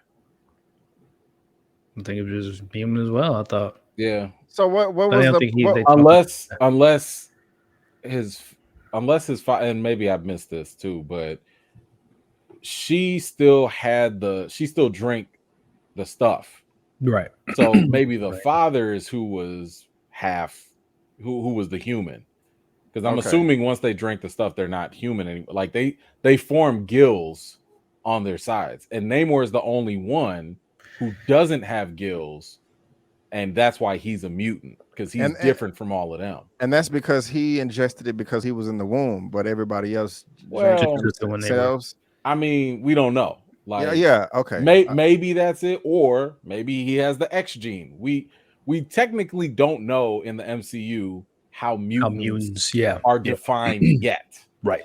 You know? And I'm passing to you, Elliot. I'm just like, for him to grow wings on his feet is very specific. Right. Wakandans don't grow wings. Yep. And maybe I'm missing something. I'm just trying to make sense of it. So I mean, this was a lot. Elliot, help jump in here, man. How you? No, so I tried to recall, like when I got home, I just tried to recall it. So yes, you were 1500 is what they introduced us in, and the tribe was dying. They saw the glowing flower, as Eman alluded to. Their god pointed to the flower. They ingested it, but I believe so. Going back on, was she? So she was already pregnant prior to taking the drink. So I think, to Eman's point, once we finally get the mutants, I think that kind of like the WandaVision, that she was already a Scarlet Witch, but having the stone enhanced her and brought her to realizing power. That's what I kind of assumed with Namor, that he was going to probably be born a mutant, but then this kind of having the vibranium and kind of mixing it in again. Once we get to that and all that X-Men stuff, they'll probably explain it more, but I actually kind of enjoyed it. I do see where Eman's coming from as far as the relation to Wakanda, but I just assume, since Ryan Coogler was kind of creating Telecon, infusing it into the MCU, that he took some inspiration from the project, that he's actually Wakanda. So, but I liked how he got his name, Kukulkan, and how he Namor, no more love for the service people and his indigenous people being enslaved, and how he got the rage for I actually like his origin, man. I thought it was pretty cool, man. I seen the little kid and with the vengeance and the hate, and again, the theme of this film is how people take the grief, and he took it and fed off of it, consuming him. Which this film has a lot of Civil War lines and a lot of Civil War themes. One in particular, especially what Shuri does at the end of the film. But he allowed hate to consume him for however many years old he was, 1500 plus years old. But I like the intro, man. I like that kind of backstory. Yeah, we both brought that up. Do you think his origin story was enough for him to, or do you think he had a valid reason to want to just burn down the whole world? Killmonger did. I don't know about Namor. That was just, his motivation was weak to me. Again, I understand you wanting to find the scientist, and yes, he should have killed her. But after you meeting with Ramona twice, and it's not just a scientist. I want to burn the whole world down, and I want Wakanda to help me. What? So that was kind of, I don't know about all that, man. That was not well developed to me. It was cold in the middle. I don't think his childhood was enough to justify it, because he could have just been like, nah, it's just these bad people. But because he's lived a long life, and again, this is why I asked, how the hell does he hear everything? How the hell does he know what's going on the surface when he's living so deep? I'll give you that. Because I'm like, look, it's different if we know that he has a way. Like, let's say he just goes up to the surface every couple of years, or let's say he can hear things, I don't know, whatever. But if he knows what's been going on since the 1500s, and he's aware of that, now it would make more sense, because this is kind of what happened with Killmonger. Killmonger didn't need hundreds of years. All he saw was like Rodney King getting shot. Then he saw like all the stuff that happened in the 90s, living in East LA or Oakland or whatever, and being black in America. That was enough, going out and seeing wars and stuff like that. Now for Namor, I mean, it didn't sound like they went to war or anything like that, right? But I think it would have been beneficial to be like, look, we've seen people colonizing stuff over and over and over again for centuries. Like, that in itself would have been like, y'all ain't never gonna change. Like, I've been around here longer than you. I've seen it. Okay. But there's no message of that. Now, I guess we can assume it. We could somewhat apply, because right now all you're going off of is he saw some jacked up stuff when he was a kid, held on to that, went down under the sea, stayed there, and waited for the machinery of the Americans to wake him up and be like, aha, I knew they would come for us. So it's, like, you got to stretch your imagination a little bit. I guess so. I'm just thinking, because as Eman was talking about, I was trying to think. So I guess to make it make sense, if it does make sense, We know that Oh my vibranium was God. not known to people prior to, obviously, Black Panther and opening up the gates and all that stuff. So for the longest time, they didn't know about vibranium. So he was cool. There was no need to, of course, the humans throwing polluting the water, whatever. But I guess it was just the fact that now, and I think he says it to Ramonda, he's on the lake or the water or whatever, just like, why would you open you opening the doors, open up our gates? Now we're vulnerable. Right. So that's why I kind of assumed that the reason he didn't want to conquer Earth or conquer the surface world is because he was chilling. There's no reason to kill them because we're cool. We're cool. Sure. No one's messing with us until the scientists. Yeah. That part I got. I was talking about Brandon's point about like why he hates them so much. Yeah. Like that. I don't know if his childhood experience was enough to justify centuries of hatred, or mistrust. Now again, if he has been around the world and seen colonization over here and colonization over there over the centuries all over, then I could see like, okay, I really don't trust these surface folk. But we don't even get a. Here's the thing: we don't need like a whole montage of these things. Just a line. Yeah, one line can do a lot. But yeah, you mentioned a character I'm gonna bring up next, but before you do, just on Talokan, did y'all like I kind of like the way they, I don't know, I don't even know what to call it, some air pockets in the water, that current or whatever. Yeah, that was kind of cool. Yeah. That made it just I guess let us know how they go from point A to point B, or I don't know why I can't talk right now, but yeah, thank you. I do appreciate that right there. But yeah, Eman, you brought up this character right here. How did y'all feel about him? I lived my entire life waiting for this moment. Indingo Indidaka! Unyanaka Njobu! I found my daddy with panther claws in his chest. Nah, I'm your king.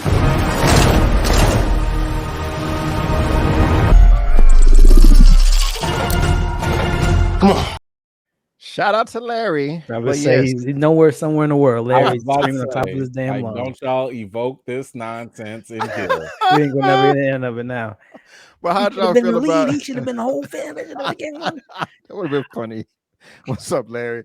But how Elliot? How'd you feel about Killmonger popping up, man? In the what is it called? The ancestral plane. Thank you, ancestral plane. How'd you feel about Killmonger popping up in the ancestral plane? I think all of us on this panel know that it was, I don't want to say obvious, but I think it was pretty safe to assume that Killmonger was going to make it back.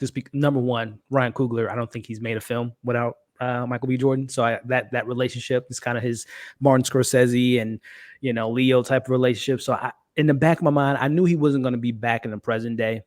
I know there were rumors for a while when Michaela Cole was casted that she was going to be the girlfriend potentially of Killmonger, which I believe in the comics resurrected him. And then some people were theorizing, well, Killmonger's in the water. Namor's in the water. He's going to, all that stuff. What I'm getting at is I assumed that he was going to somehow, some way make his way into the film. And this was the way I thought they were going to handle it, with him being the one that she was going to talk to. And actually the way that it kind of makes sense in regards to, you wanted to see me. You wanted to see, like, you didn't believe in this. You are fueled with hate right now, which it would make perfect sense that the person that she would talk to would be the most, person that was not about the tradition. So instead of her seeing T'Challa or see her mom, it made sense because he's, he says that much so, like, you don't believe in this, and you secretly, subconsciously wanted to talk to me because I got stuff done in a much different way than someone as noble as your brother. So I knew it was coming, and I knew when we saw him I'm like, that's not your mom. That's not your mom, and when they put the camera around, he had the same energy, the same vibe, that same swagger that he had in the film. I'm glad they didn't overuse him. I think he served his purpose because essentially he put her on that path of rage, and hopefully, she reeled it back. But I was happy with Mr. Michael B. Jordan making his appearance again, and I know again Larry is. Where's it at again? Let's had a whole Killmonger in the ancestral plane, do a whole spinoff with that. But I thought he was used just enough. Right on, man. Thanks for that help, because you helped it make sense to me. I was a bit confused. E-Man, how'd you feel about Killmonger popping back up? So I love the fact that he was dead and that he stayed dead. and that they confirmed that he was dead in this movie. At least in the So 616, I man. He think might be out there nah, somewhere. he's in dead. the Nah, multiverse. he's dead. He's dead. So that part brought me a lot of joy to know that he's dead. Now, with You're that not said, really dead though when you're That's You're hilarious. not really dead. You're not really with gone. that said, I think what ended up happening, and this is one of those things that, like, whenever it comes out on Disney Plus or whatever, I'm gonna have to go back, rewind, and check it in, because seeing it multiple times, every time I heard them talk, one thing that's consistent with Shuri is she's a non-believer. Right? Like, she's lost her faith, in whatever stuff that they believe, the supernatural, the metaphysical, all these things. Because in the very beginning of the movie, she's actually praying to Bast. But, after a year, it's like, I'm just gonna trust my technology and stuff like that. So it's a very classical story of, like, I wouldn't say an agnostic, but almost like an an atheist, of like, I don't believe no more, but I'm gonna believe in the material world, what I see, what I could touch, etc. And it was interesting when she was having her conversation with her mom, and her mom was like, "Oh, I feel him in the wind," and all this stuff. And she was like, "Yeah, that's just a construct of your mind." And then her mom was like, "Well, when you think about it, what construct do you make up in your mind?" And that got me to thinking about, like, wait a minute. When we get to that scene, in the ancestral plane, I'm almost starting to question now, did Marvel maybe redefine what the ancestral plane or the afterlife actually means? Because one thing, when we look at Moon Knight, when we look at all the other times that people go to different afterlives in the MCU, you notice that they go to whatever place that they believe in. So believe in the Egyptian Lord, you go to that Egyptian afterlife. If you believe in the Wakanda stuff, you go into that afterlife, on that plane. So, or even if you think of Killmonger, like, Killmonger went to the apartment where his daddy was, and stuff like that.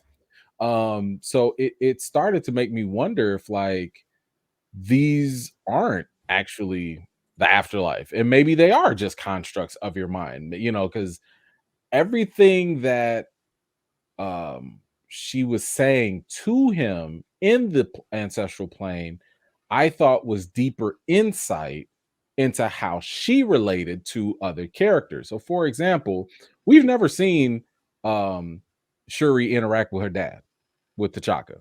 We've never seen that.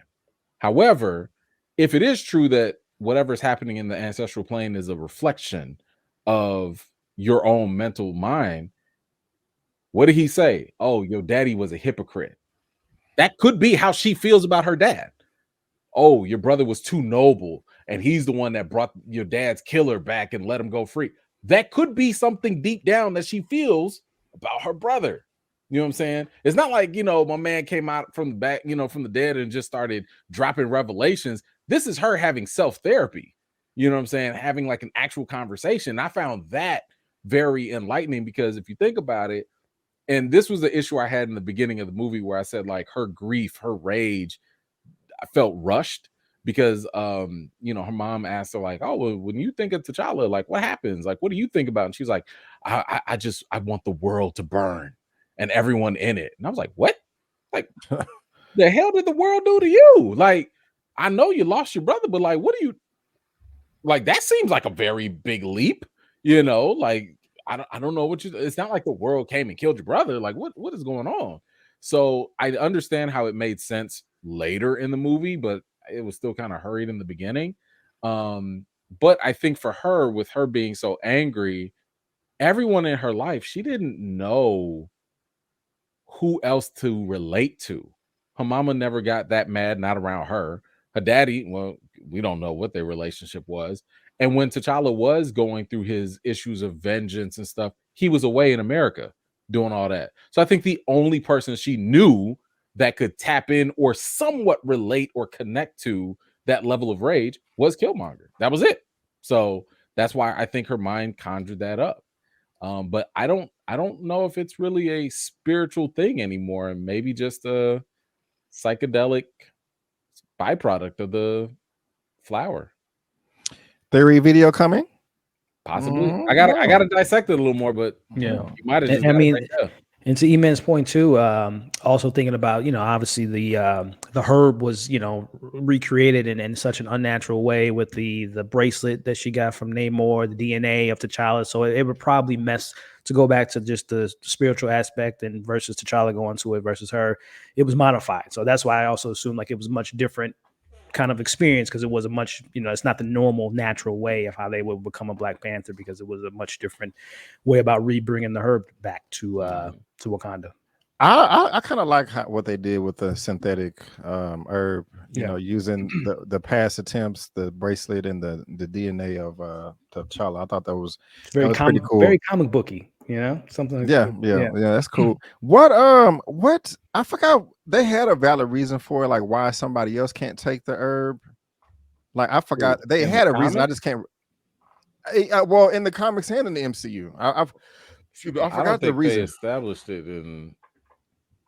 I don't think they established it in the MCU. In the comics, you had to be of the bloodline, because if you weren't, because if I'm not mistaken, I think Killmonger tried to take it one time and he almost died. Like, because if you're not from Bashanga's line and you take that stuff, like it will kill you, So, I mean, that's why like a lot of the Black Panthers were like his dad or his uncle or stuff like that. And I guess in the MCU, it's just dishonorable to take it if you just haven't earned it. I don't think anybody's just gonna steal it or anything like that. Elliot, you spoke on this earlier. You can kind of expand on it if you have any more thoughts. Your boy Everett Ross, you said that he was just kind of here to set up Phase 5. When I first heard you say that in your review, and then you kind of said it earlier today. I didn't even think of that, but you make a good valid point. To me though, it wasn't horrible. I think that the substitution game, if Val and Everett Ross wasn't in this film at all, we could have focused on some other stuff that was lacking, like M'Baku or all the other stuff that we mentioned. But do you have any other thoughts on Everett and Val? I mean, it was and I love the actress, and they said they was married or something. They were married. That's something new too. I threw that in there for comic relief, I guess. I thought it was a joke, but no, they are. Yeah, they're really married. I just thought it was honestly just to set up Thunderbolts. Phase 5 set up Captain America, your boy Anthony Mackie's film, to set that all up. She's now the new director. We found that out in this film. She has a lot of power and control, and she. Again, setting up Age of Ultron, not only is it setting that up, but I would imagine Black Panther 3 is going to be Black Panther or Wakanda versus the government. And, because they said, this has been my dream to finally get vibranium and have that. So I just thought it was all to set that up. It really didn't lead anything else because we didn't get any resolution. The government, U.S. government, is just, that's just there to be had in Secret Invasion, Armored Wars, and so on and so forth. So, because they did not close that book. It was, again, Marvel, the gift and the curse. It's all connected to things, but sometimes it's a detriment to the film that you're trying to bring in here. And all that U.S. stuff, like you just said, took away from all the other supporting Wakanda world building, character building, just to, again, set up the baton for Thunderbolts. Eman. I didn't care. He was there. It's like, okay. Yeah. I have zero investment in Ross. Like, I got you. He's barely comic relief, but it's like, I don't know. Go ahead, Elliot. I got it. The reason he was in the film was to get probably one of the funniest jokes is the colonizer being in chains. That was kind of funny. That was the only reason. The comic relief, like, okay, like, yeah. I mean, if he was taken out, I wouldn't have missed a beat. Yeah, no. Even with him being in the first film, I know that he was there in the funny books and all of that, and they used his character as a exposition tool in the first film to explain Wakanda. But that should have been Samuel Jackson in the first film. It should have been Samuel Jackson in this film as well.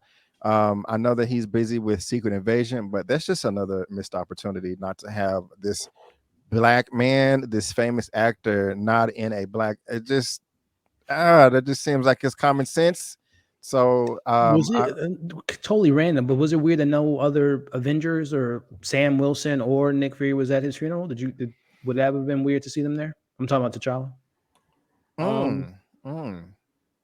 I didn't even think of that, but that's a good point. I don't know.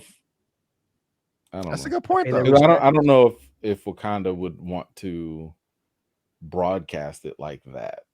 Well, no, I'm not like, bro. I'm just saying, just inviting, again, Nick, just the other, just. I mean, if well, that would have been. That's a good point, bro. Better, you know what I'm saying? Because like Marvel has done stuff like that in the comics. I mean, when T'Challa and Storm get married, That's like what I was literally getting at. every black Everyone was there. person That's where I was at. shows up, or just Isaiah Bradley in general. Right. Like, people are like, "Yo, y'all know who that is?" You know, would have been nice. I mean, people showed up for Tony Stark.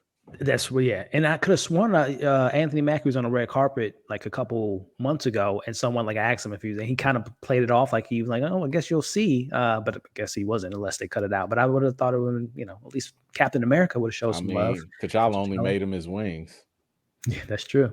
Yeah, good point. Elliot, I didn't even think about that, but that's a good point. But yeah, we got this final action scene right here. Eman, you kind of spoke on it earlier. You know how you liked how they try to dry him up as a raisin. I also got Namor flying around. I thought that was cool. I mean, he was really tearing those ships apart. I know they said that his spear is raw vibranium, but I guess what the Wakandans, I don't know. It's not as pure or whatever. I don't know. That kind of just threw that out there. But the ending battle scene, it wasn't bad, but it wasn't, just too memorable either. It just was there. I mean, you made the point of why did they dumb down Wakanda, but we got the one-on-one fight with Shuri and Namor. I know, Elliot, you said earlier or in your review that it was unearned. Yeah. It. I mean, she took a spear to the stomach. I guess I don't know how she was able to chop it in half. I mean, it's a vibranium spear, but maybe because she has vibranium claws, she was able to do that. I thought that was just the wood part of the staff. Just the wood. Yeah. Okay. I'll just say this and I'll pass to y'all. Look, I am not a Namor expert. Okay. I'm not going to sit here and stunt, but all my life I have just heard how badass Namor is, how big of a threat he is when it comes to Namor and Atlantis versus Wakanda. That's not the biggest, but one of the biggest comic bruns in Wakanda's line. And so you already have T'Challa gone, and it just seems to me that he was defeated too easily, in this film, and they can make him even more of a badass and future the MCU. But I don't know. It just, you said it yourself, it was unearned. It just did kind of seem a bit easy to me. A slightly anticlimactic. It wasn't bad, but I did want more. Elliot, Eman, Elliot, whichever one. How y'all feel about the ending and the battle and her about to kill him and she didn't kill him and just that whole conclusion. I mean, I didn't think it was unearned because she did have a plan. So I did like the fact that she wasn't like, all right, let's just go in and kick his butt. Like, they knew he was way stronger than all of them, right? Like, just straight up. So I did like the resourcefulness of like, okay, this is the tech genius Shuri. This is not the warrior Shuri from the comics. So because she's the tech genius, and shout out to Riri, hey, let's put our minds together. Let's go, figure this out. Let's dry him up, make him ashy, and we got him. And that was great. That was great. I was like, okay, I like the fact that they actually use their brains first rather than doing, jumping in with their brawn. Now, what I do think is unearned is, and I saw people getting trashed online for this, but I think that they never really articulated themselves well enough for it. I don't think it made sense for her to all of a sudden just have these hand-to-hand combat skills. That's what I was referring to being unearned. You know, now if you mean to tell me she got strength, that's fine. I got no issue with that. She's fast. I'm cool with that. Agility, totally understand that. Reflexes, totally fine. But that doesn't mean that you automatically know Kung Fu. That doesn't mean that you know how to do a roundhouse kick out of nowhere. That does not mean, you know, those type of things. So I'm thinking to myself, like, one, y'all should have at least dumbed down her moves to be more primal, to be more instinctive, and that could have worked. Or, like I said before, give her more screen time and say, like, man, during that 1 year or whatever, when I was grieving, I was training with Okoye, Shang-Chi, you know, just to like get out my anger or something, like, or just something, just show us something. Because, and before anybody comes in and says, well, we didn't have to see that with T'Challa, we didn't. Let me explain why his whole life is not the same thing. But here's the thing. Here's why that's not the same thing from a movie storytelling perspective. When T'Challa first hit the scene, what did you see? Hands. That's all you saw. My man was throwing them paws out there, and that was it. Now, I want you to imagine you're watching a movie. You literally just walked in, and the first character you see starts boxing, right? They're boxing. What are you going to think? They're a boxer. They know how to box. Fine. You got that established. Now, I want you to go to, like, let's say the James Bond movies. You see the character Q. Q has been in the lab all his life. That's all we've seen. That's all that's been set up. We don't know nothing about Q's background except Q knows tech. And then all of a sudden, Q starts boxing. And you're like, wait a minute, when the hell did Q learn how to box? Like, there was no line. We were introduced to Shuri in the same way. We were only shown and only told that she has spent her life in a lab. We ain't never heard nothing about her training. We ain't never seen her really fighting. I know people want to talk about the gauntlets. She just put gauntlets on and shot. That's it. Pew, pew. She didn't go out there and start fighting. That would have been different, because then we'd be like, oh, okay, right. maybe she got got a little experience. Right. She didn't. That's not the same thing. Q could go and pick up a gun and nobody would question that.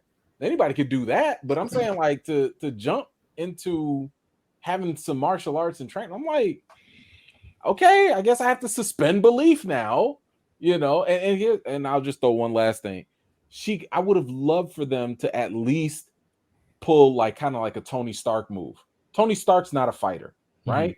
But he did build his combat AI into his suit to be like, yo, analyze what Cap is doing and fight for me, you know, help me out and stuff like that. Sure, we could have done something like that so easily.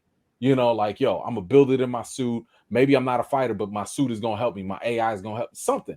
I'm just thinking y'all could have utilized that a little bit more rather than, okay, it's all good now. She could just do it, you know. But with that said, I was fine with her using her intelligence and her resourcefulness. I thought that was actually really well executed. And I do think that you know, the defeat, I guess, at the end made sense because of that. But everything else could have been a little bit more polished. Well said. You said it better than me. I agree with you, and I'm echoing everything you said. Elliot, man, how you feeling about all of that? The ending, sure, yeah, all of that. How you feeling? Yeah, my referencing to the unearnedness of that moment was the fighting sequence. Like, I'm supposed to believe that Namor has been trained, has been, you know, a warrior that can throw those hands, as we've seen in the film, and going toe to toe with it. Brandon, you know how I feel about Hawkeye and the Kate Bishop versus Kingpin. I thought that shouldn't even been a thing, but it was a thing. So I assume it was a line that she says in the film. Riri says to Shuri, you know, where'd you learn all this stuff? My brother taught me everything. So I'm just assuming not only did he give her the intellect, but maybe on a Saturday morning, T'Challa's training, young Shuri was watching T'Chaka train his son.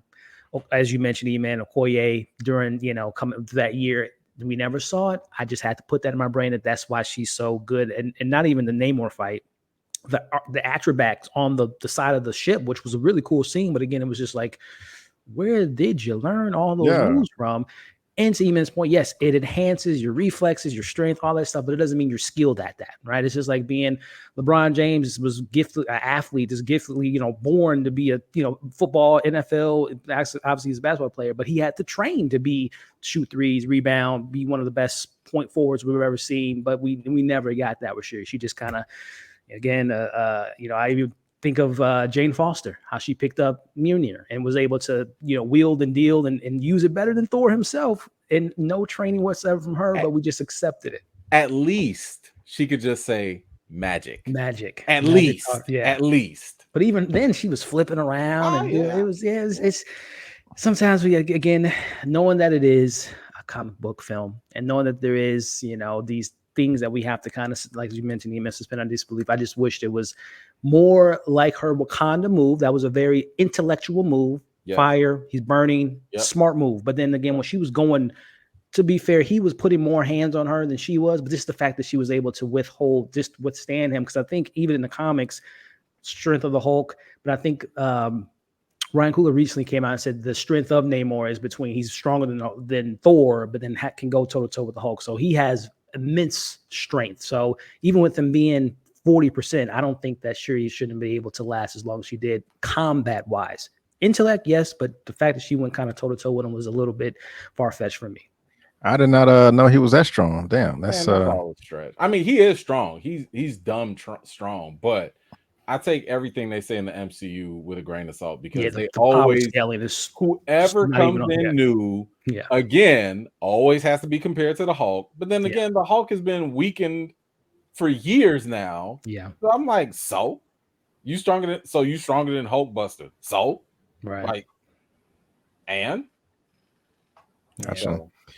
Before we move on to the baby, what did we leave out? What did we leave out? What topics, what characters, what plot points are important that we have not gone over just yet? I think we've covered. I also thought that Namor just yielding to her and just like, we're best friends now. Stop fighting, guys. You just killed each other, but stop in the middle of fighting. But M'Baku's the king of Wakanda. Ain't nobody finna challenge him. Yeah. And he did pop up representing Shuri. I know Shuri went and did the ritual thing, but does that mean that she was gone for an extended period of time, or what's? No, she's gone, but he's just challenging for the throne. But as we can tell, no one is going to challenge him at this point. So it's going to be a very similar dynamic to T'Chaka and T'Challa. You're going to have a Black Panther, and then you're going to have a ruler of Wakanda. Yep. Right on. Again, they shouldn't have killed Ramonda. Well, guys, let's go ahead and move on to this mid-credit scene. We find out why Nakia Lupita left after the blip, because she was pregnant with baby T'Challa. And I was always wondering, when Queen Ramonda said this at the beginning before Namor popped up, like, there's something that I need to tell you about your brother, your auntie. I guess that's the news that she was about to give Shuri. But baby, the baby, Prince T'Challa. He pops up. I don't like it at all. I didn't even like it in She-Hulk. She-Hulk, when baby Hulk popped up. I was annoyed with that. Scar, I didn't like that. I didn't like this either. It's cemented now. It's here and it's not going away. Damn it. I am not thrilled with this decision at all, man. Why did y'all have to include the mid-credit scene? It was this scene and the killing of Queen Ramonda that really just sent me over the edge. I mean, if y'all didn't have those two elements in this movie, I would be in a much better position. I wouldn't be loving this film, but I would be like, you know what? I was entertained by the movie. They made some creative decisions that I didn't like, but it was some hard circumstances that it was working with. It is what it is. Let's move on to phase 5. But these two things right here grind my gears. Eman, how did you feel about this post-credit scene with baby T'Challa? So before I talk about him, I think that it was what irked me was again, this whole scene felt forced in. It felt shoehorned in. Now, I didn't catch that the first time, but it was on the second time, and then even worse on the third time. I was like, y'all, like, outside of the queen saying, like, hey, there's something I want to tell you. I was like, oh, okay, like, she about to, like, hint at this. And then later, Oh, you knew the first time. Well, no, I didn't know the first okay. time. I didn't know. Okay. So the second time, I'm looking for this now, right? And when you go watch it again, the first time the queen goes in there and visits Haiti or whatever, the kid is right there. Like, really, he's the first kid that pops up. Oh, that runs by her. That talks. He's the first okay. one that's like, oh, hello, bonjour and stuff like that. And the queen's just like, hey, what's up? Okay, bye. Oh, okay, I gotta go. Yeah. And I was just like, Hey, wait a minute. But I thought, where's the grandma energy? You mean to tell me that you just gonna walk up and you're not gonna be like, where's my baby? Where's my you're not gonna say that? That's you're true. not Okay. I gotta go look for it. So for me, when you go back and rewatch it, I'm sitting here thinking like, unless she has no idea that now that would make sense, right? Like if she had no idea that there was one, that would make sense. But the fact that she did know, and then when she shows up, because it doesn't look like she hangs out over there, she crosses the pond like that often, right? But the fact that she was there and you ain't even asked for your grandbaby, you ain't, there was like no little look of like, oh, there he go, like nothing, zero. Matter of fact, even Lupita was kind of like, okay, bye, kids. I was just like there is zero connection, even on a rewatch, that make you realize there's something special here. And that is where I was like, damn, y'all really just threw this in. Wrote that in. Yeah. You just wrote that in and you didn't take the time to at least incorporate it organically. You tried by having Ramon to say like, oh, there's something I need to tell you. You tried, but you had all again, it's just not believable at that point. I'm like, I would not ever see, I don't care how dire the situation is, you're gonna want to see your grandbaby. That's true. But anyway, outside of that, I mean, I've done a whole video talking about this possibility when it was just a possibility. I've called it the uncomfortable compromise, because it is uncomfortable. And I've listed the pros and cons. I'd encourage people to go watch my video on that. Because I think ultimately at the end of the day, if you're a comic fan, you're not gonna like this. Like you're just not gonna like it. I think if you're a general MCU fan, no real connection to the comics or whatever, you'll probably be like, oh, okay, hey, cool, yeah, like look at the future. That's a great idea. To me, I'm just like, I feel bad for the older generation, the people that waited 53 years to see this character to be pulled after like 3 years, and they gotta wait 10 more years for this to grow up. Like that sucks. I don't know. For me, I'm just saying, like, at the end of the day, y'all got a lot of legwork to do. You have a lot of work to do, because I am not going to be satisfied. I'm giving Marvel a pass to be like, okay, I don't like this, but I want to see you invest heavy. I want to see that same Tony Stark energy, that Captain America energy, that Thor. If Thor could get 4 movies, y'all better not treat this like a performative, symbolic gesture of, hey, look over there, remember Chadwick. Like, oh, look, see, we honored him, so there he is playing in the background. Nah, like, develop. Okay, so I that's the best I can hope for right now. And I just hope that they don't, I think that they have a fresh start, because one thing I know a lot of comic fans will say is Chadwick's T'Challa kind of fell short at times, in turn. Now, he didn't get a chance to really grow and develop as well. So, let's be fair here. Usually it takes about 3 movies to really get that full arc of the character story.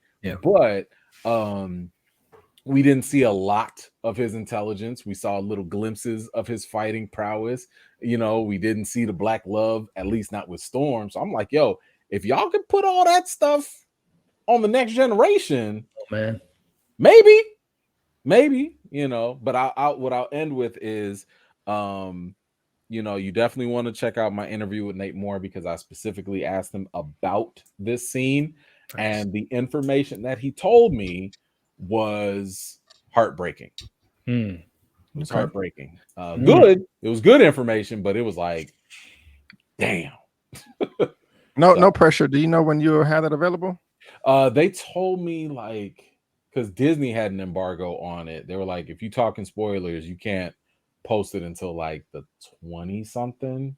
So at least a week or two after the movie comes out. So I you know, but that's why I'm breaking up the interview. So by the time y'all see this, the first half will already be out, part 1, but part 2, I have to wait until their embargo lifts. Okay. Well, the reason why I was asking, I was gonna tell everybody, hey, it's in the description box of this video. Maybe part 1 will be, but you know, you're gonna be subscribing to Eman's channel anyway. Oh, you don't want to miss that one. You don't want to miss that one. Yeah.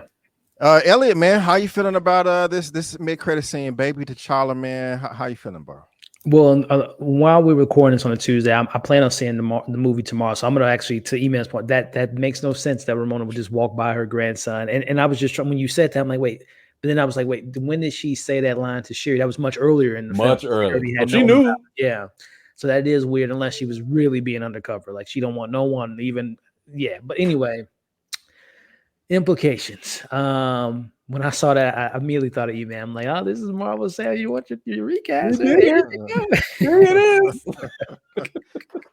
is. Immediately where my mind went. But yeah, man, it's wild, man. I guess as far as, man, I guess phase 4, just in general, we got kids all over the place now. Wanda's got her kids.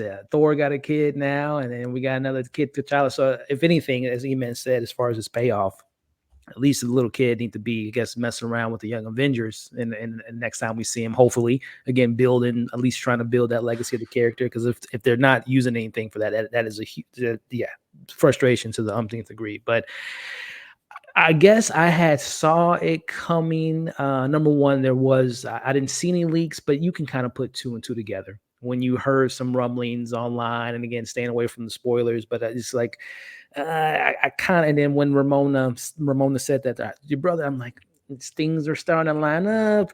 The key is off the table. But then even going back to Eman's part, as far as the way that they wrote that in, you would think that Ramona would not risk a mother going on this secret mission that could have ended up killing her and leaving her son motherless. That just baffles me, just from a mother-to-mother perspective. Why would you send another mother on this secret mission? So it's starting to sound like what Eman's saying. It sounds like a rewrite, or not a rewrite, just kind of like fourth quarter, you know, call Henry Cavill, get him in Black Adam type of a move. Fourth quarter, the pressure's being on for recast T'Challa. Let's try to, you know, appease the fans. It does seem like it wasn't well thought out. Yeah, man. It was completely unnecessary. I mean, if you didn't have this post-credit scene, the rest of the movie would not be affected in any way, shape, or form. But now that you included this, you have wrote yourself into a corner. You have to have them come back now. If y'all wanted to bring Baby T'Challa, y'all could have even shot this and just been like, okay, let's not include it in the film because we just don't know yet what will happen. And it's funny because Kevin Feige came out and said, hey, we feel like at the time that it was just too early to recast T'Challa. They recasted Thunderbolt Ross. So I'm just thinking, if he felt that way, that would make me think, okay, we have a change of heart now. Cut the scene. Let's not include it anymore because we did jump the gun. But for him to say, I mean, that Eman, I remember you was happy, especially you did an emergency live when Kevin Feige came out and said that we jumped the gun. Yeah. I mean, that gave me hope. I was like, okay, since Kevin Feige is coming out and saying this now, we're still not going to get T'Challa in this film. Right. Duh. Right. But they're going to leave it open which was fine. Nobody Yes. asked for like nobody was asking for nothing immediate, but like exactly. just don't permanently lock that door. And I got the link here. I saw one of your streams, the Wilson Duke. He even had a kind of alluded to it in his interview, like we were dealing with the multiverse and magic, and opened it up the conversation. Yeah. So I was like, okay, you know, we may get some hope. I think all of us just wanted a straight up recast. If we can just, you know, Thanos sit and have what we want, I think we would have a straight recast. But I was able to accept a multiverse T'Challa coming in and something, a timeline, whatever, Secret Wars, whatever. But now, man, he's Scar's here, baby T'Challa's here. They got these babies running around. Baby Thor, no daddy. Baby Thor, yeah. Geez, it's I don't like it. I don't like it. I just don't. I don't like it. So, but it's here, and I just don't. I don't have anything to look forward to, bro. As far as Black Panther and the MCU right now. If they do invest in them, if they do, because you know, like I said in the video, like I didn't like it either, but it would help me sleep at night at least if they pushed the character and gave the character all the good qualities that we were hoping for in Chadwick's version. Would that help you? You know, if you saw this character become like one of the top 5 martial artists in the world, become one of the top 8 smartest people in the world, became a king, became a ruler, you know, like if you saw that, would you at least feel better? Yeah, I mean, it's gonna take a while. Well, yes, but to be honest with you, that's the only option. If you're not going to do that, what's the point? Yeah. To me, like, are you serious? Yes, 2 + 2 is 4. What else were you thinking? Is there another time jump happening, gentlemen? To get listen, I hope so. We're dealing with Kang. Yeah, I'm gonna say Kang is all about time jump. Yeah, I'm like, look, they can do it. And I'd be very okay with it. Like, I don't even want a time jump, bro. If Shuri could all of a sudden just know martial arts, y'all could age up whoever you want. So you would be cool. I think. Okay, so right now in the MCU, what are we in 2026? Is that the year? 2025 around there, yeah. So would y'all be cool if somewhere in Phase 5, since we're getting Kang, if we ended up in like 2033, 2037, would y'all be cool with that? Is that too far ahead or? Sure, why not? Whatever. I honestly think we are going to get another time jump, to be honest with you, because I think Young Avengers is what they want to do, and Speed and Wiccan have to grow, and you know, I think we're getting another time jump sooner rather than later. Time jump would make the most sense, just because if you forward the time in the MCU, you don't have to go recasting your young actors again. Right. You could just go. You can always go backwards and have them shoot things and be like, "Oh man, this is what it was like 2 years ago, 3 years ago, whatever." Because we kind of thought that's what they were going to do with the blip, but they just said, forget the blip. Like, man, we ain't gonna never see nothing from the blip, apparently. Wasted opportunity. So much. But yeah, I mean, like, if they do a time jump, I think that would absolutely be a great idea, especially dealing with Kang. You know, you could get actors out, the older actors, you can get them out their deals earlier, you know, like if they not happy or whatever. And you could start rebuilding. You could start doing things in a different way. But yeah, I mean, this whole Kang dynasty thing, he gonna be here for a minute. Like, it ain't gonna be just one movie in Ant-Man 3 and that's it. No, Kang is here, and that means shenanigans with time travel all day. I'm muting myself on accident. Well, as we're closing, I was about to close. I just thought about one more thing that bothered me is the infighting. We got that in the first film, you know, black people fighting black people, you know, Wakanda's fighting Wakandans, and you know, they're fighting one of their brethren, lost brethren, Killmonger. But then you have the same thing here. You have the 2 of the strongest nations on the planet fighting with each other. That's just annoying to me, you know, black on black, black on brown. It's just when you have a story point that's already baked into this of everybody wanting to overtake you to get your resources. It's already baked in. So yeah, we got the, we got the French people. I don't want to see peoples of color fighting when you're ignoring the real threat out there, when everybody's trying to infiltrate y'all. That doesn't make sense to me. It's just, I'm not in the meeting. I'm not in these rooms, these meetings but I wouldn't be surprised if somebody higher up was like, okay, y'all can fight each other, but you know, you can't fight us if we can't have too much, black people killing white people. That may have never happened, or it probably could. But listen, when they had that one scene where like they was like, yo, America, the president want to use force, I was like, man, let them fight. Let them fight. Let them come. I want to see America get smoked against Wakanda and then catch even more smoke against Talokan. Like, do it. Because you're right. Like, the whole time, the real enemy, which was colonization, was not really exposed. It was kind of like brushed to the side. And, I understand, Namor was like, hey, let's team up, because eventually they gonna come, and, I mean, he wasn't wrong, right? Because sooner or later they will try. But yeah, I wish that I wish the other countries and nations and stuff like that, I wish that was emphasized more. Yeah. To really be like, I understand y'all fighting here. Like, that in itself would have, I think, been a better way to resolve the end in the final act. Like, it would have been a much better thing to be like, man, why are we fighting each other? And we just look at what they trying to do. Like, they try to go underwater into your place. And now, I don't know, Wakanda goes and helps them, or they help Wakanda or something, Exactly. Like, so it absolutely would have been somewhat better. But this is kind of like what I was saying. Coogler was recycling and reusing some of these themes and tropes and stuff. And I'm just like, it would have been nice if you had pushed those things forward a little bit more instead of just, because there were times I thought, Namor was like a Mexican Killmonger. Yeah. Like, that's, I mean, he was, the only difference was he was more of an anti-hero than he was a straight up villain. Yeah. That was the only difference. He didn't choke out his own people or kill his own women. That's the real difference. And unlike Killmonger, he's not dead.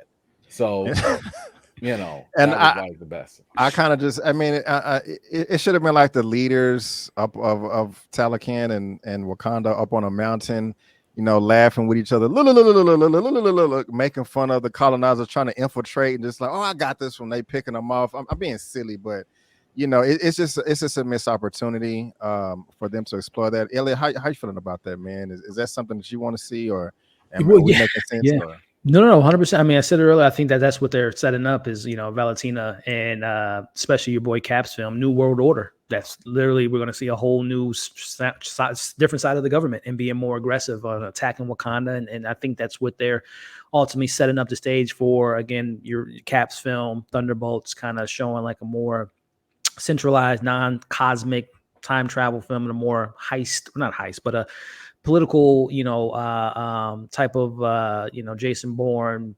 land versus, government type of film. So I think that's what they're alluding to. But I also think, and I guess the question I have for you all is, do you want to see a Namor solo outing after this, especially now with, it seems like Namora, I think is her name, and Atuma maybe not being on the same side as Namor and him yielding to Wakanda? Is that what we're looking for? That's fine. If it was up to me, I would not have had this Black Panther 2 movie. I would have had a Disney Plus series, and also I would have had a solo Namor movie if it was up to me. And so I would have done 2 Disney Plus series. I don't think, I mean, this whole movie felt like it wanted to be a Disney Plus series, but it had to be a movie, like with all the things that they were trying to set up, all the characters, like a lot of these things could have been different episodes and just chopped up, rather than trying to cram it into a movie and say like, hey, go watch this. With Namor, I'm the Atuma type of thing, the contract. I mean, I don't know where it goes to the point where if it's a movie, I don't know if I want to see that. And that's not a knock against Tanakh, because I think he is fantastic. Yeah. I'm just saying, story-wise, I don't know how invested I am in even Namor's. Like, even in the comics, I was never really interested in his solo stories. I was always interested in how he played into other people's stories, because he was always a wild card You know, he come in and be like, let's see, am I going to be a bad guy? Am I going to be a good guy? Or maybe it's just me. Maybe I'm just team me, you know? So like that element about him was always fascinating, how he interacted with other characters and other groups. But if we were talking about a solo thing, you know what? If you want to give me a Werewolf by Night, a special, I'm with it. I'm with it. You want to give me 50, 60 minutes of straight Namor, Talokan, something, and it builds up to something in the future, totally with that. 9-episode series, a movie, special, I'll go with that. Gotcha. So again, I just want to say, you know, rest in peace, Chadwick Boseman. It was sad. I just kind of wish the studio was like, okay, we're gonna put the movie on hold. Let's just tell a Disney Plus story of the origin of Wakanda when the vibranium, you know, comes and crashes in the ocean or the mountain, and y'all could have just focused there. It's so much. You so might much. get that. You might get that Black Panther 3. Cool. And again, what I want to see, if we get more Wakanda, Black Panther, I want to see more of Wakanda. I want to learn much more detail about each tribe and what their jobs and skills are and how they get along, how they argue, and how they resolve things. I want to see an all-out onslaught attack on Wakanda at one time for multiple nations. Have the French attacking America for one side, America and any other nations, and have Wakanda hold them down, or have, you know, I'm going to say Atlantis, Talokan come and do that. But I want to know the full might of Wakanda's military force. I thought it was a perfect setup with the 2018 film going into the Avengers, because when we saw the movie, the trailer for Infinity War was in the front and we saw them fighting. So, but it was rushed. Of course, the writers did come out. We didn't think Black Panther was going to be that successful. So yeah, so that was just a missed opportunity there. I thought they would have learned that lesson and infused it in this film, but they did not. Elliot, what are your final thoughts, man, for this long Black Panther Wakanda Ever spoilers review? What you want to see, your final thoughts, and maybe, you know, what you possibly want to see in the future that will make you happy. Final thoughts is, you know, it's expectations to me on this franchise. I hold it much higher than a Thor, than a, you know, Captain Marvel, you know, a Doctor Strange. So the standards where some films can get away with some writing issues, character issues, I just hold this to just a much higher standard, because the, you know, it's baked into the franchise, baked into what we've already seen 4 years ago. So I'm definitely not as enthused to revisit this film as I was the first Black Panther. I don't have that same energy, that same confidence, that same type of excitement of like, man, I can't wait to rewatch this film for the many different reasons we discussed in this review. And if I'm being honest, love Ryan Coogler. I wouldn't be mad if we see someone else directing Black Panther 3. Same. I'll be honest with you. Yeah. Same. As far as moving forward, like I said, I think they're leading to Wakanda's gonna have to defend himself versus the government. And you know, we missed out on Namor versus Black Panther, T'Challa. You know, there is still Doom out there. I don't know if that's something, because that was a rumor for a very, very long time. I don't know if they cut that scene because they want to set it up later, but it was a lot of traction leading towards the person behind it all was Doom. So I'm very intrigued to see if they use that character at all to Wakanda and, you know, his country.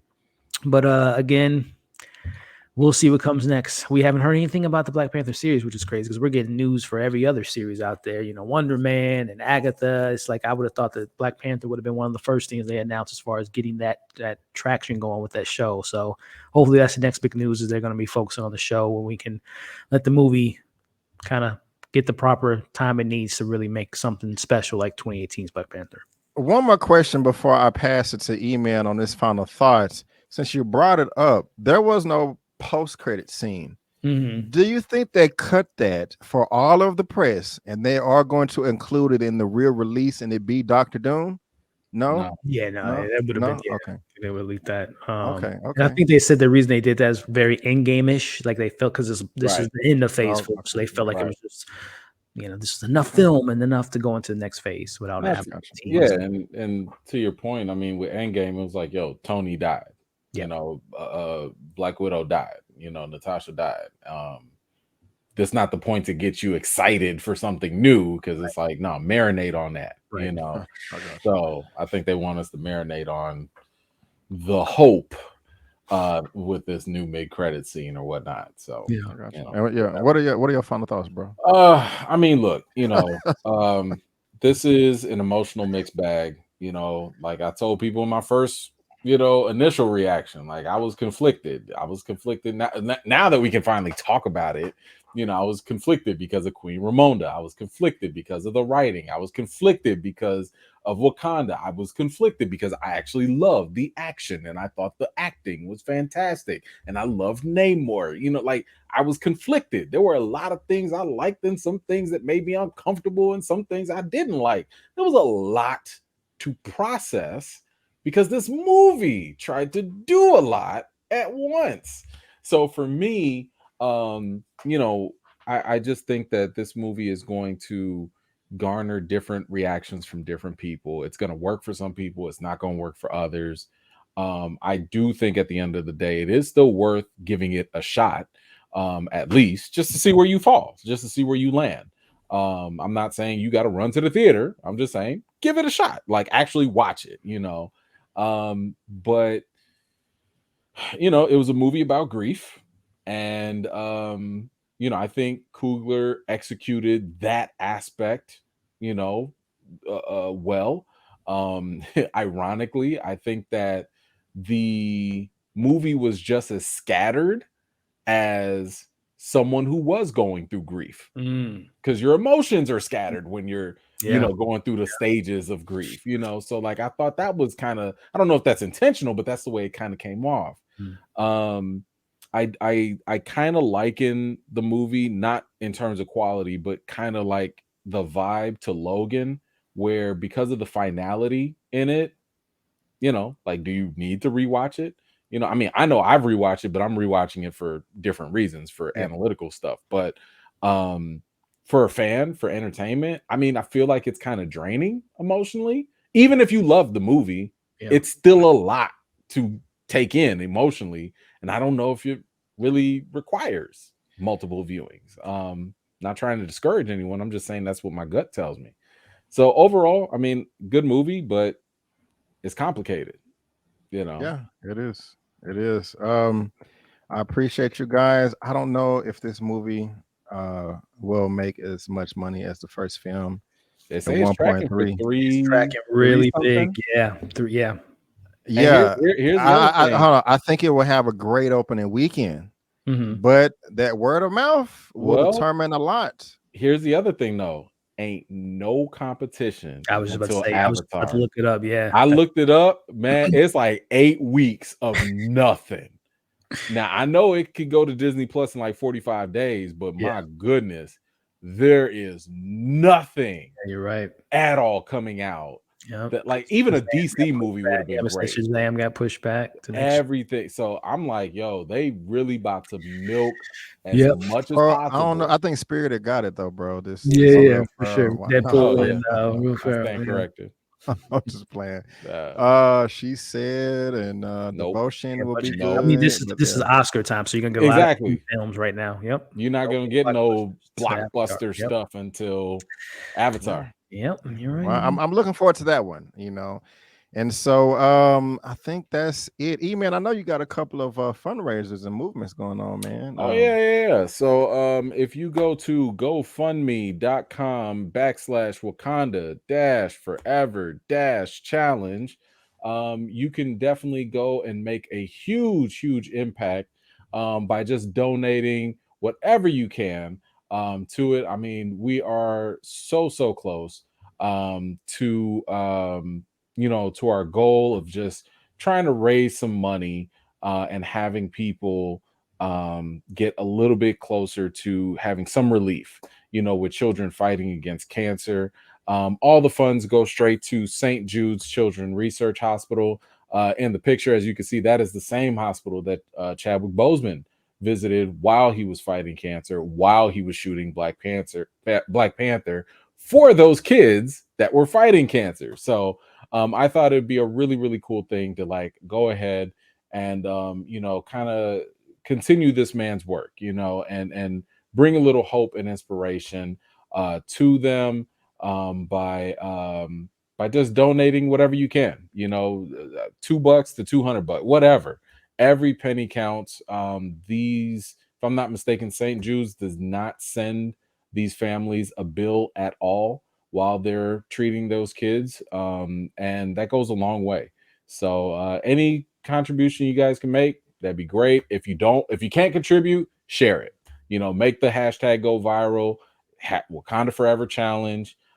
Shoot up the GoFundMe link. That can go a long way in itself too. So I definitely appreciate anybody who can join in on that. Make that go viral. Right on. And there's a link to this in the description box below for you guys to click on to make it easy on you. And Eman, staying on you, man. What do you got on your channel for people to look forward to? Oh yeah, so if you're watching this, you don't need to watch my spoiler-free review because we're already here now. But yeah, you definitely want to go watch my Namor interviews. Part 1, as I mentioned, should be out by the time you're watching this.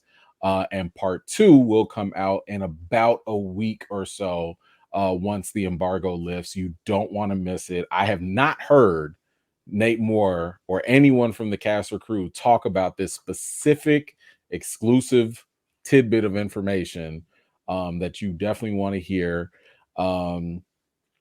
about this film. So and it's specifically about the post-credit scene. So I thought it was very, very intriguing information. But yeah, you definitely want to stay tuned for that. And then of course, every Friday I come in. I'm the warm-up show for Brandon's show. You know what I'm saying? On the news. I get you warmed up. I'm the opening act. That's hilarious. My man comes up and cleans out the house on Sunday. So, if you want a nice little pre-show, you come on through Friday, 7:00 Central Standard Time. And we will get that cracking and have a good old time. Gotcha. Elliot. And Eman, thank you for your time, man. You gave me over 2 hours of your time, man. So I appreciate that. Elliot, sir, on you, man. What you got going on your channel? What do you have coming up that the people can look forward to? Yeah, man. Well, first off, man, it's always so fun, and I'm super appreciative to be able to chop it up with you all for, I think, was the 3rd or 4th spoiler review we've done, and this was the big one. We know this was one we were all circling on our calendars to have these discussions. I wish it was a little bit more, more better film, but it is what it is. Hopefully, it gets better in the future for this franchise. But as far as over at Movie Files, we're rounding down. This is a really tough week. Not only did Black Panther come out, but one of my favorite shows of all time, Atlanta, is wrapping up this Thursday with its series finale. So keep an eye out for those discussions coming up over the next few days. And we also are talking about The White Lotus, a really good, fun HBO show on Sundays. And then as far as this movie goes, I might do like a separate kind of solo spoiler review or a live or something in a few days. We'll see what comes with that. But yeah, man, just keep looking out for short form content, long form content, live streams, and everything in between. So check me out. Already. And since you brought up Atlanta, you're killing it on the views. Eman, you got to get on Atlanta. We got to. I am now. Okay. I got time now. Well, have you started yet? No, I haven't. Oh, okay. Listen, Okay. You started Atlanta period? Like you haven't seen the episode? I mean, just not this new season. Okay, gotcha. I finished the last season. Gotcha. No, I just caught up on Rings of Power because I had fallen off after like episode 4. It was getting kind of boring. And then I finished the season. I was like, yo, this actually not that bad. And then I started going back and watching like all these little nerd out explainer videos and stuff. And I was like, yo, this is really good. So now I'm like a stupid nerd just researching the hell out of Tolkien and going in and learning about elves and all the blue wizards and all the crazy stuff. I'm knee deep into that. But after that, I'm absolutely about to go and check. I love Atlanta, so I'm definitely gonna go binge all of that. Good, because they're short episodes, 25, 30 minutes each. And so I think you'll have a lot of fun with it, And I'm actually trying to star right now because my computer is acting up. I'm trying to bring up an image, but I got the blue little circle just spinning around over and over and over. Okay.